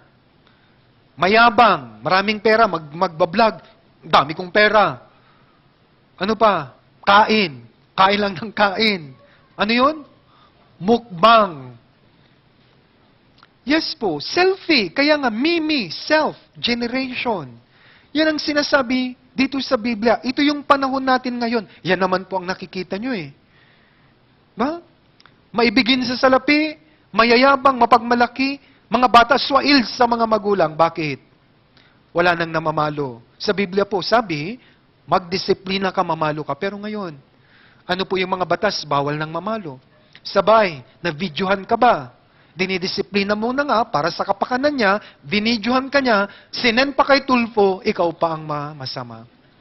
Pagpipiestahan ka ng mga Pilipino, tama mali. Yan po ang nangyayari. Kasi yung cellphone na yan, ano pa? Mga walang utang na loob, walang kabanalan. Ano ito? Napakabastos na. Ganyan na po. Kaya susunugin ng Diyos ito, may nuclear war, susunugin niya ang mundo kasi sobrang makasalanan ng mga tao. Walang katutubong pag-ibig. Ano po ito? Sa pamilya. Nawawala na yung pagmamahalan sa pamilya. Bakit? Si daddy nagsiselfone, si mami nagsiselfone, yung bata nagsiselfone. Wala na pong fellowship na tinatawag. Alam mo po yung kakain silang sama-sama. O anak, kumusta ang grades mo? Wala nang ganon. Yan na po ang nangyayari ngayon. Mga walang habag, mga panirang puri, mga walang pagpipigil sa sarili, mababangis. Ang mga gumagawa ng krimen, pabata ng pabata. May manlilimos sa yung bata, binigyan mo ng barya, mumurahin ka pa niya. Pag ayaw mong magbigay, babasagin pa niya yung kotse mo. Ganyan na nakakatakot. Hindi maibigin sa mabuti, mga taksil, matitigas ang ulo. Yan na po. Huwag ka munang mag-asawa, anak. Kaya ko na Anak, high school ka lang. Marami pang kakaining bigas. Kaya ko na Nag-asawa nga. Sabay, sa inyo patitira. Bubuhayin mo uli. Then sasabihin natin kawawa kasi siya. Maawain tayo. Sa ibang bansa, decision mo yan, panindigan mo. Hindi ka nila tutulungan. Tumayo ka sa sarili mong paa. Tayo pero malambot ang puso. Kawawa yung anak mo. Patirahin na natin dito. Yes po. Kaya matitigas ang ulo. Mga maibigin sa kalayawan, party-party lang ang isip, sa halip na maibigin sa Diyos. Totoo po yan. Di na uso ngayon ang pagsisimba. Sana maligtas kayo. Wala nang pakialam ang mga tao sa Diyos. Yan ang sinabi dito. Ano pa? Sa Daniel 12:4, sa panahon ng wakas, sabi ni Daniel, marami ang tatakbo paruot pareto at ang kaalaman ay lalago. Yan ang panahon natin. Anong ibig sabihin, tatakbo paruot parito? Ang communication, transportation ay magiging advance. Yes. Ngayon, pwede kang mag-agahan dito sa Pinas, magtanghalian sa Taiwan, mag-dinner sa South Korea kung may pera ka. Ito po si Elon Musk kung ano-anong pumapasok sa isip niya. Di ba? Yes, Tesla. And then yung vision niya na yung parang sa ilalim ng lupa, yung train, para mabilis, walang traffic. Mangyayari po yan. Ano pa? Oh, communication. Dati, imposible itong maisip. Video conferencing, Zoom, di ba?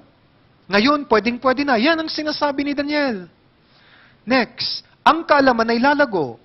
Yes, napakataas ng information ngayon dahil po sa computer. Meron na tayong tinatawag na artificial intelligence. Pinapakita ko po yung mga verses. Nakasulat na po ito noon pa. O, yan ang takbo ng mundo. Kasi alam ng Diyos lahat, mapalad kayo, nakikita nyo ang plano ng Diyos ngayon. Next. Lahat ng signs, pinisa-isa ko, tapos na po, check na natin lahat. Israel nakabangon na, sa nature nangyayari na po yung mga lindol, mga tagutom, sa mga tao, lumalabas ang bulaang propeta, ano pa, mga sakit, mga salot at mga digmaan, bali-balita ng digmaan. I-check ko na po yan. Ano po yung susunod? Kapag nakita nyo yan, sabi ni Kristo, darating na yung rapture. Ito yung second coming ng Panginoong Jesus. Okay. Rapture. Sa salitang Griego, rapturo. Yung mga naligtas, kukunin ni Kristo pa itaas, bigla silang mawawala. Kaya dapat maligtas kayo sa Friday para makasama kayo. Pag naiwan ka, wala ka ng pag-asa, impyerno ka na. Dadanasin mo ang 7 years tribulation, dadanasin mo ang gera, dire-diretso po sa impyerno. Hindi po ito biro. Ito yung gusto namin na mangyari sa inyo. Maligtas kayo para makasama kayo sa rapture. Ito po ang rapture. Unang Tesalonica 4, 16 hanggang 17. Pwede po basahin po ninyo sabay-sabay. 3, 2, 1.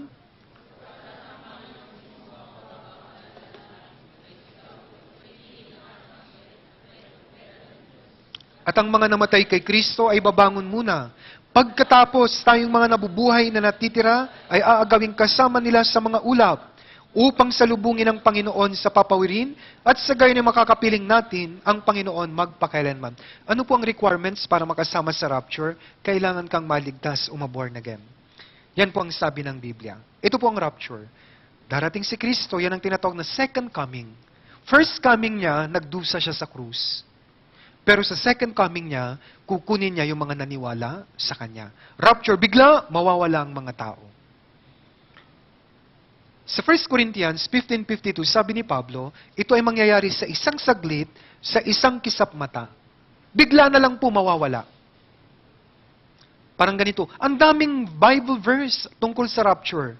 Sa Matthew 24:40-41, sabi dito, may 2 taong pupunta sa bukid, ang isa'y kukunin, ang isa'y iiwan. Yung kinuha, ligtas siya. Yung naiwan, ito yung in-invite ng in-invite, ayaw talaga. Halimbawa, 2 kayong magkatrabaho, in-invite ka niya dito. Hindi ka naligtas. Time will come, mark my word, itong katrabaho mo na nag-invite sa'yo, mawawala siya. Kung magka-office kayo, uwasa na siya. Maalala mo to, ay Bible seminar. Naiwan ka, kahit umiyak ka ng dugo, wala na. Dapat ngayon kayo maligtas. May 2 babaeng magtatrabaho sa isang gilingan, ang isa'y kukunin, ang isa'y iiwan. Tandaan niyo po ito. May mga magkakaibigan dito. Ano pa? Magnanay, mag-asawa. Halimbawa yung asawa mo nandito na sa Quezon City Church, in-invite ka niya. Ayaw mo. Time will come, mawawala yung asawa mo, ikaw maiiwan. Kawawa ka. Oh, ito yun. Luke 17:34. Sinasabi ko sa inyo sa gabing iyon, may 2 sa isang higaan, ang isa'y kukunin at ang isa'y iiwan. Sa panahon nila Matthew, nila Luke, wala pa pong time zone, hindi pa nila alam. Pero dito po, sa isang panig ng mundo, umaga nagtatrabaho sila. Sa isang panig ng mundo, gabi. Yan naman ang katotohanan, di ba? Ang rapture mangyayari sa buong mundo. Instant po yan. Kaya nga, ngayon gabi sa ibang panig ng mundo, umaga. Kung ngayon nangyari yung rapture, mawawala po ako dito. Gabi ngayon. Pero sa kabilang parte ng mundo, umaga nagtatrabaho. Yung mga ligtas doon, mawawala rin po sila. Yan ang ibig sabihin ng rapture. Pero alam niyo po, bakit sinabi dito, may isa kukunin, may isa maiiwan? Totoong mangyayari. Kakaunti po ang maliligtas. Sana kasama kayo sa kakaunting yon. I-grab niyo po yung chance. Sana makasama kayo. Makakasama ka lang kapag naligtas ka sa Friday. O, makakasama ka ba sa rapture o hindi? Ganito po ang rapture, para may idea kayo. Ito po sa ospital, yung mga sanggol. Bigla, nawala. Magkakagulo. Mangyayari ito isang araw.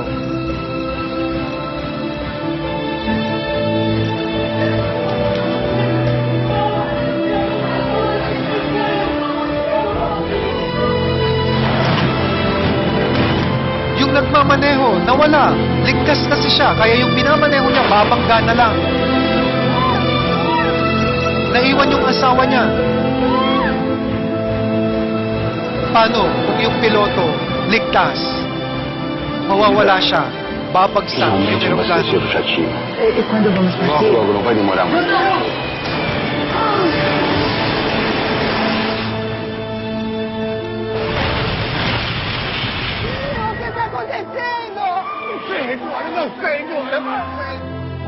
Ito po, gusto kong tingnan. Ganito ang rapture.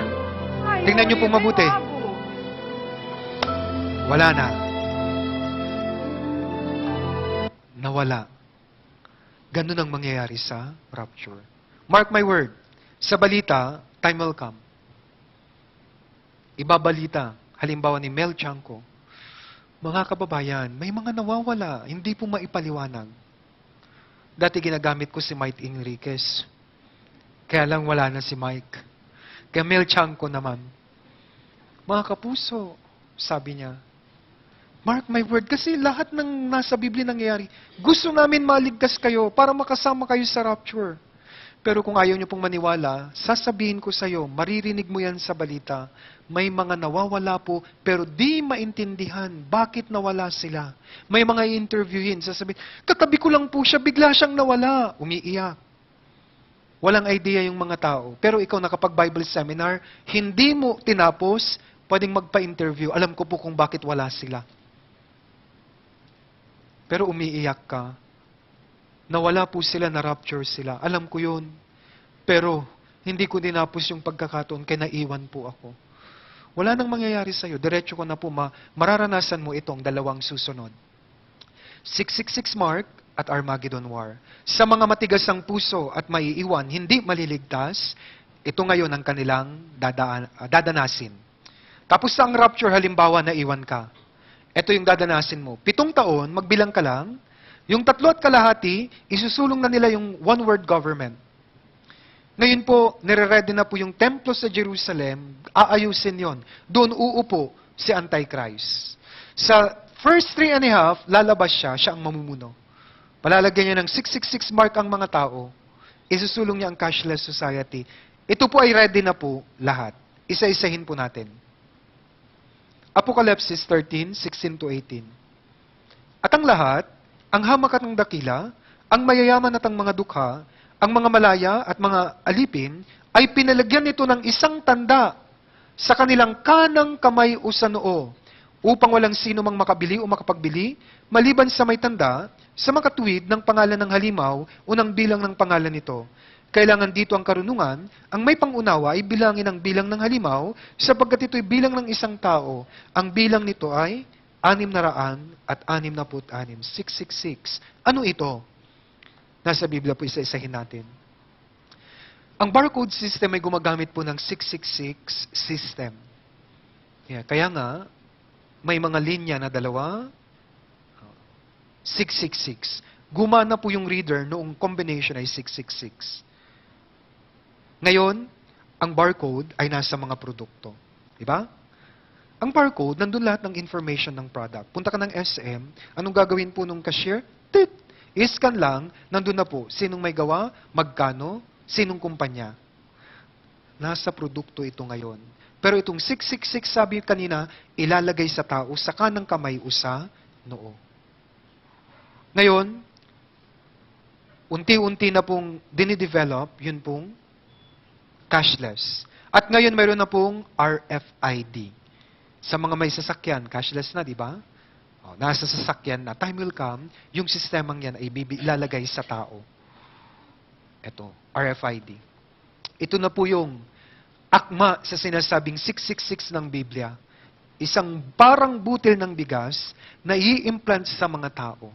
Yung sistemang yan po yung 666 mark na sinasabi.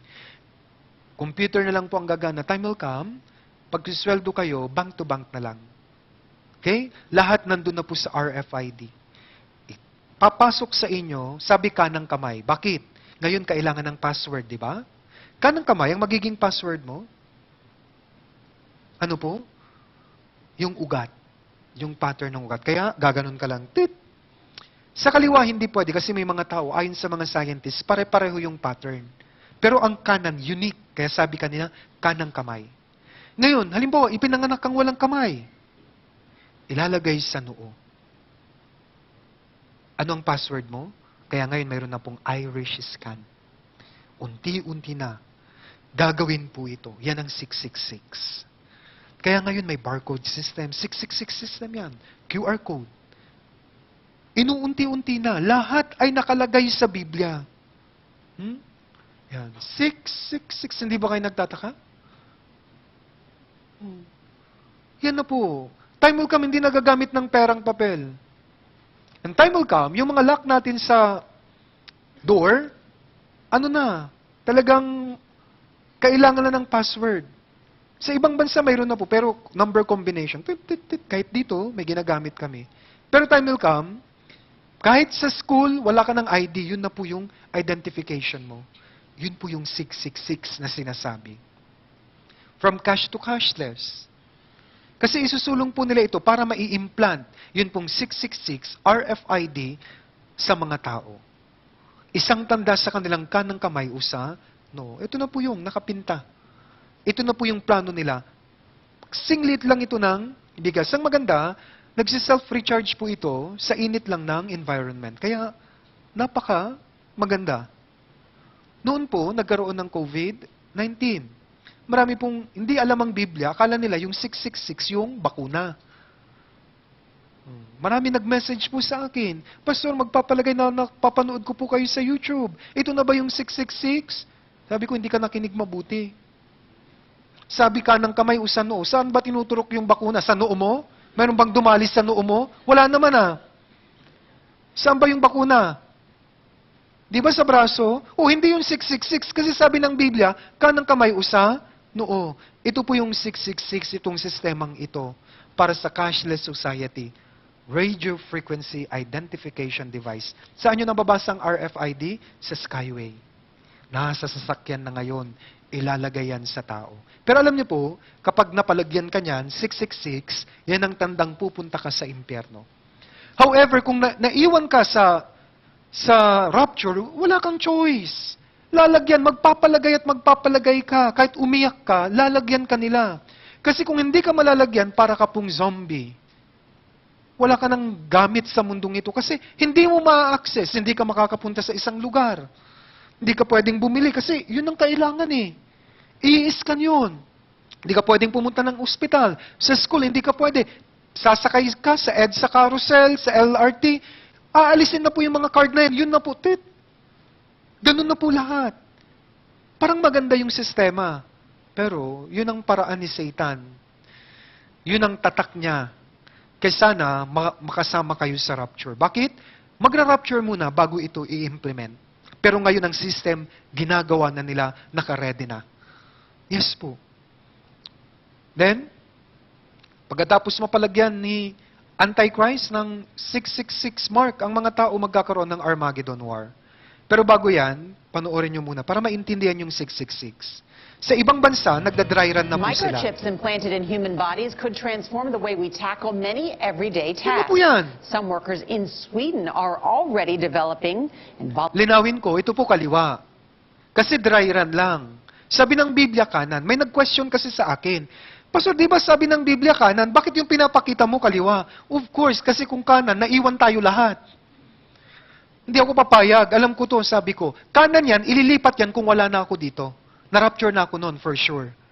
Yan po yan. Kaya kaliwa muna kasi dry run nito. Hindi pa ito yung tunay. Volunteering to have chips injected into their hands. The technology can make Parang some tasks ganyan. easier and reduce the amount of personal Yan, sa mga items doors, employees need time to will carry. come. John Blackstone looks at the controversial Nangyayari na trend po yan and how ngayon. it could put your privacy at risk. Yes. Isa-isa nang nangyayari. Sana ngayon na-open ang puso nyo. Ganun pala. Oo nga, totoo. Kaya pag napalagyan na ni Antichrist lahat ng 666 mark, gera na po. Armageddon War. Yes. Totoo ba ito? Detalyado sa Biblia ang mangyayari ito. Malapit na. Isa-isahin natin. Inisa-isa ko po yung mga verses, ipapaliwanag ko detalyado. Saan to matitrigger? Tinatawag natin na Armageddon. Revelation 16 verse 16. Basahin po ninyo, sabay-sabay. 3, 2, 1.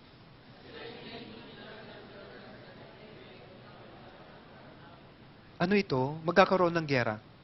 Magsasama-sama si Russia, kaya si Russia nagpa-practice na. Si China, Arab nation, laban sa Israel at US at ibang mga kaalyadong bansa. Okay? Dito po ang battlefield sa Armageddon. Ito po yung field na yan. May karatula po dyan na nakalagay. Yan. Megiddo, sabi dito, para maintindihan, mayroon silang nilagay na karatula doon. Ini-expect na nila. Megiddo is the Armageddon in which the final battle will be fought at the end of the days. Expected na po yan. Nakalagay yan sa Israel. Next, may sasalakay sa Israel 200 million soldiers. I-explain ko po, ang Book of Revelation, 1,900 years ago ito sinulat. Maliit pa lang ang populasyon nila noon. Pero isinulat ni Apostol Juan na may sasalakay sa Israel na 200 million na soldiers. Sa panahon ni Apostol Juan, wala pang 200 million ang populasyon nila. Kaya hindi maniwala ang mga tao. Sa panahon natin, madali na itong maintindihan. Sa Tagalog, ang nakalagay, yung sasalakay, makalawang 10,000 tigsi 10,000. Para maintindihan, English na lang. Revelation 9:16. Pwede po basahin po ninyo, 3, 2, 1.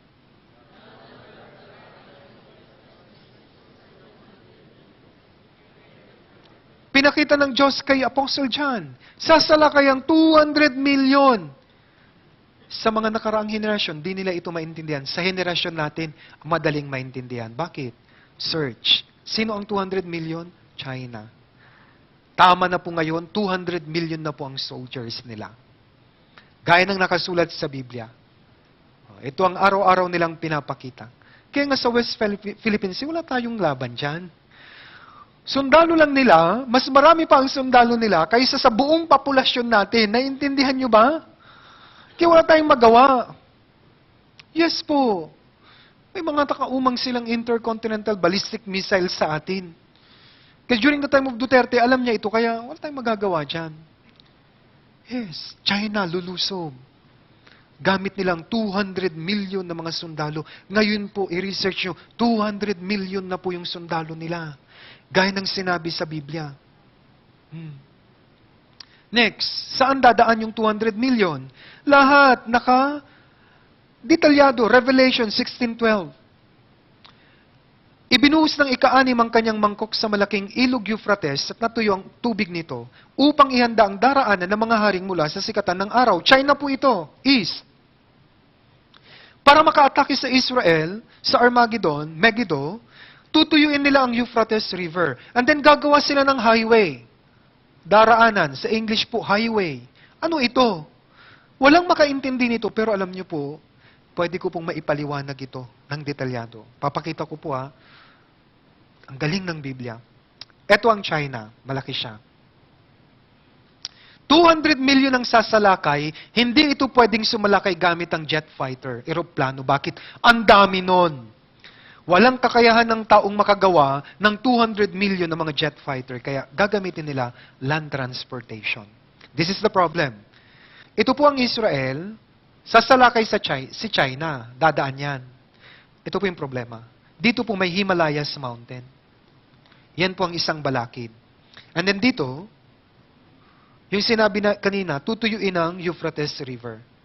Pero alam niyo po ba ngayon, tapos na yan. Nagawan na ng paraan. Papakita ko po ha. Ito yung Himalayas. Mountain po yan. Yan. Pero alam niyo po ba, during the time of President Duterte, meron siyang build project together with China, di ba? Ginawa rin niya ng China sa Pakistan. Alam niyo po ba? Tapos na po nilang ginawa yung highway na sinasabi ng Biblia. Ito po yung Karakoram Highway. Tapos na po. Yung highway na yan, hindi yan pwedeng ruta na para sa papasahero. Wala. Gumawa lang sila ng highway. Minimal lang po ang pwedeng dumaan dyan. Bakit may highway?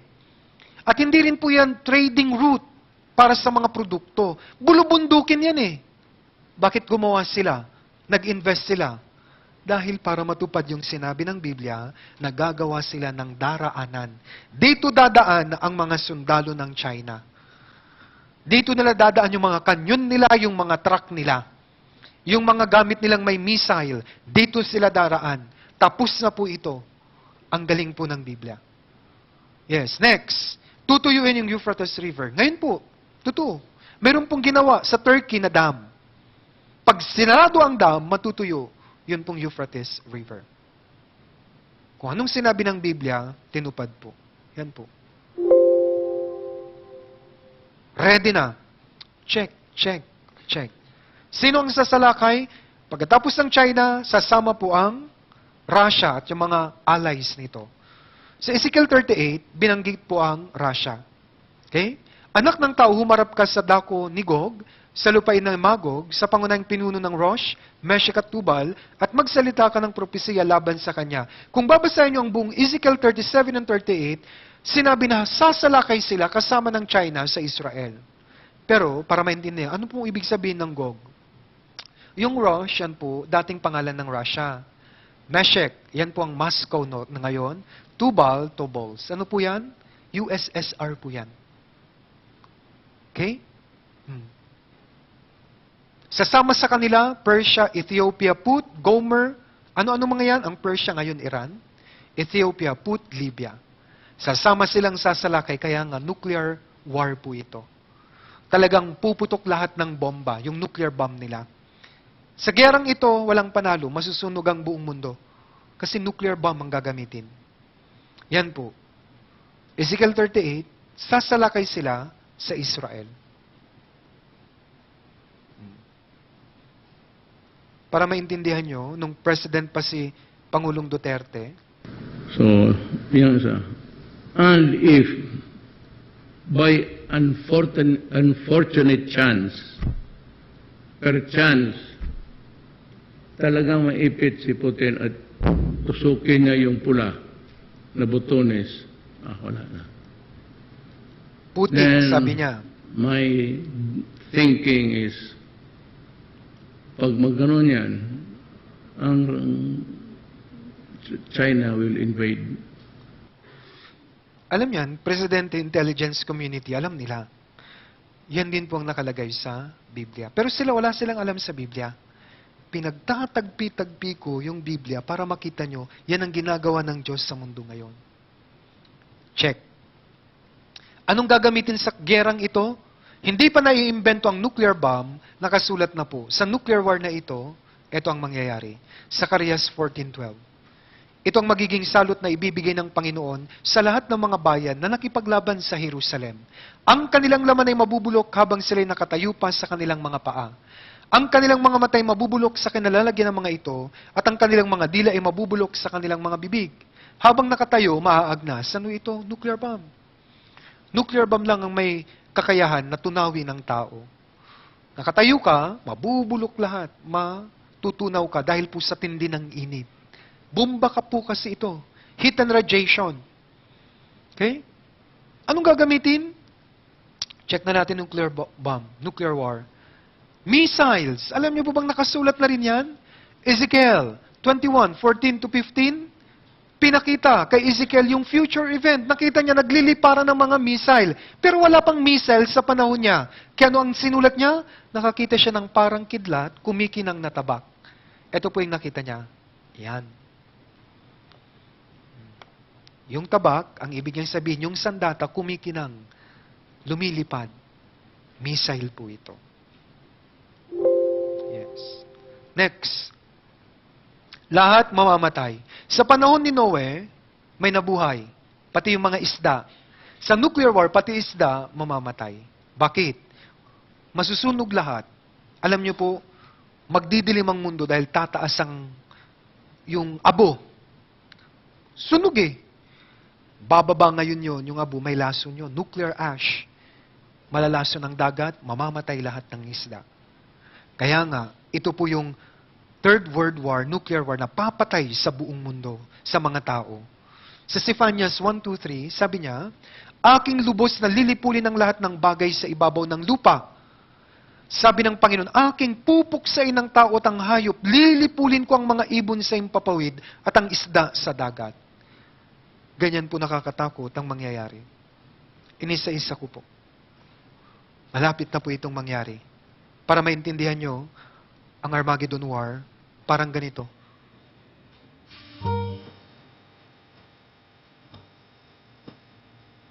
Hindi alam ng maraming tao, karaniwang araw, papasok, wala silang idea. Hindi nila alam, magigiyera na pala.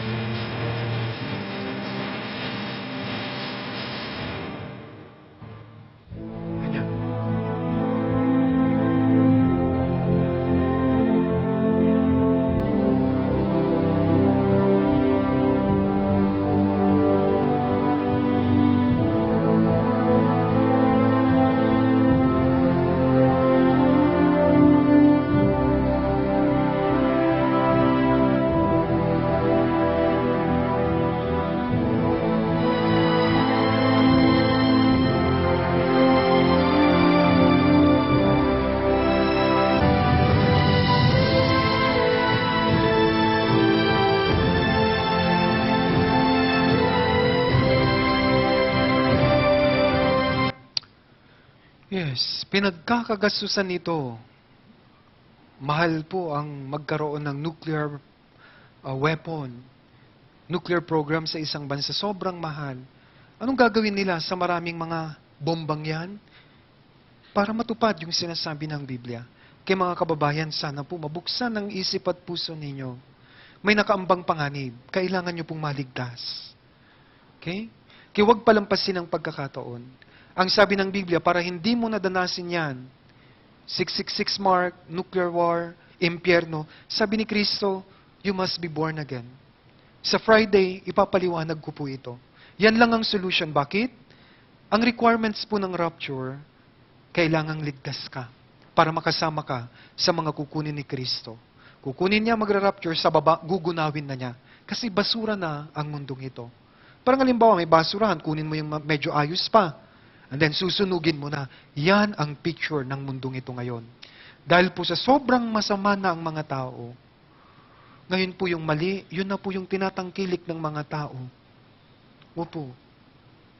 Ang gusto ng mga tao, mali, masama, hindi maganda, yun ang gusto nila. Kaya nga, nakaamba po yung paghuhukom ng Diyos. Ang tanging paraan, maligtas po tayo. Last verse po. Mateo 5:18. Pwede po kayo po ang bumasa. 3, 2, 1.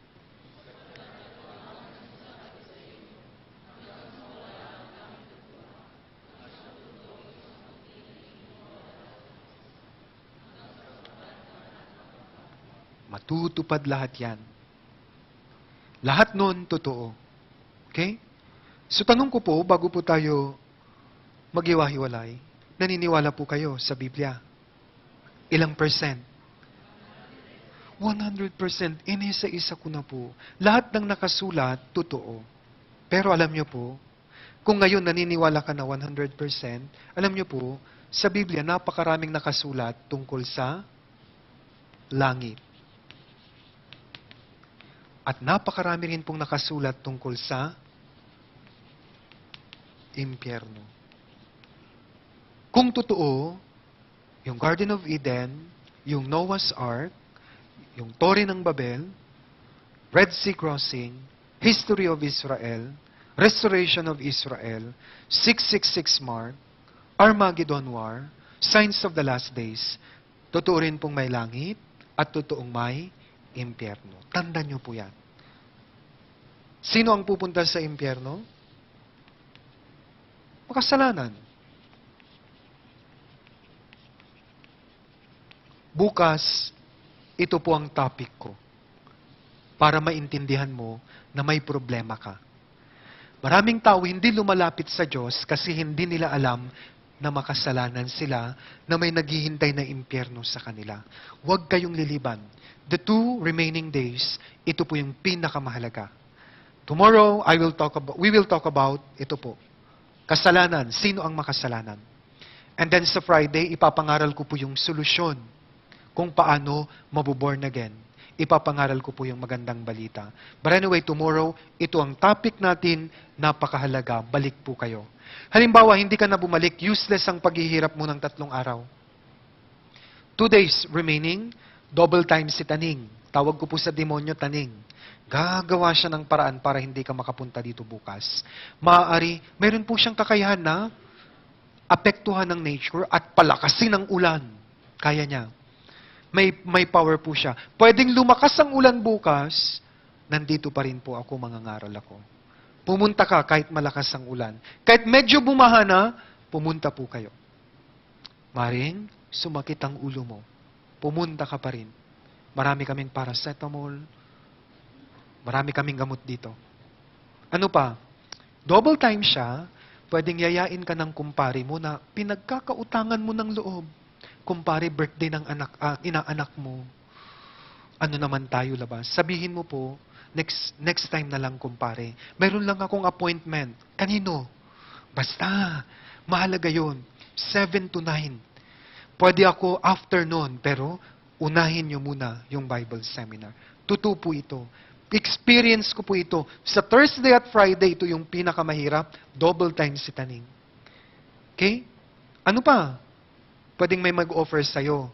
Overtime sa work. Dodoblehin ko yung bayad. Huwag nyo pong ipagpalit sa pera ang kaligtasan. Or, birthday party. Sama ka sa amin, birthday ng ating bisor. Maglilibre siya. Huwag mong ipagpalit sa pansit, sa karne, ang kaligtasan mo. Ito po bakit ko nasasabi. Experience ko sa matagal ko ng pangangaral, nasasayangan ako. Binigyan ng pagkakataon pero Huwebes at Biyernes wala. Tinanong ko sa mga nag-invite, bakit wala? May birthday po kasi, Pastor. Sabi ko, hindi ba niya naintindihan yung 3 days? Nakita na niya yung panganib? Ayaw pala talaga niya. Parang nakita niya uulan na. Sabi niya, wala akong pakialam. Mababasa na siya, wala siyang pakialam. Sana po wag. Kaya ko po ito sinasabi para mabigyan kayo ng babala. Ulitin ko, kung saan pinapangaral ang Ebanghelyo, kikilos din po yung kalapan. Okay? Malimbawa, ito pa. Magkaka-traffic, hindi kayo masundo ngayon. Maipit yung nagsusundo. Anong gagawin mo? Maaga pa lang, maglakad ka na hanggang makarating ka sa Quezon City. Kung talagang gusto mong maligtas. Totoo po. Yes, pwedeng mangyari yon.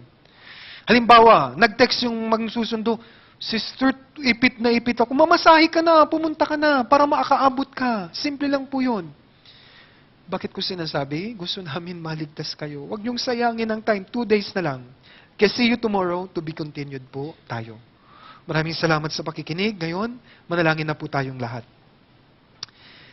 Dakilang amang Diyos sa langit, marami pong salamat. Pangatlong araw, successfully natapos po namin.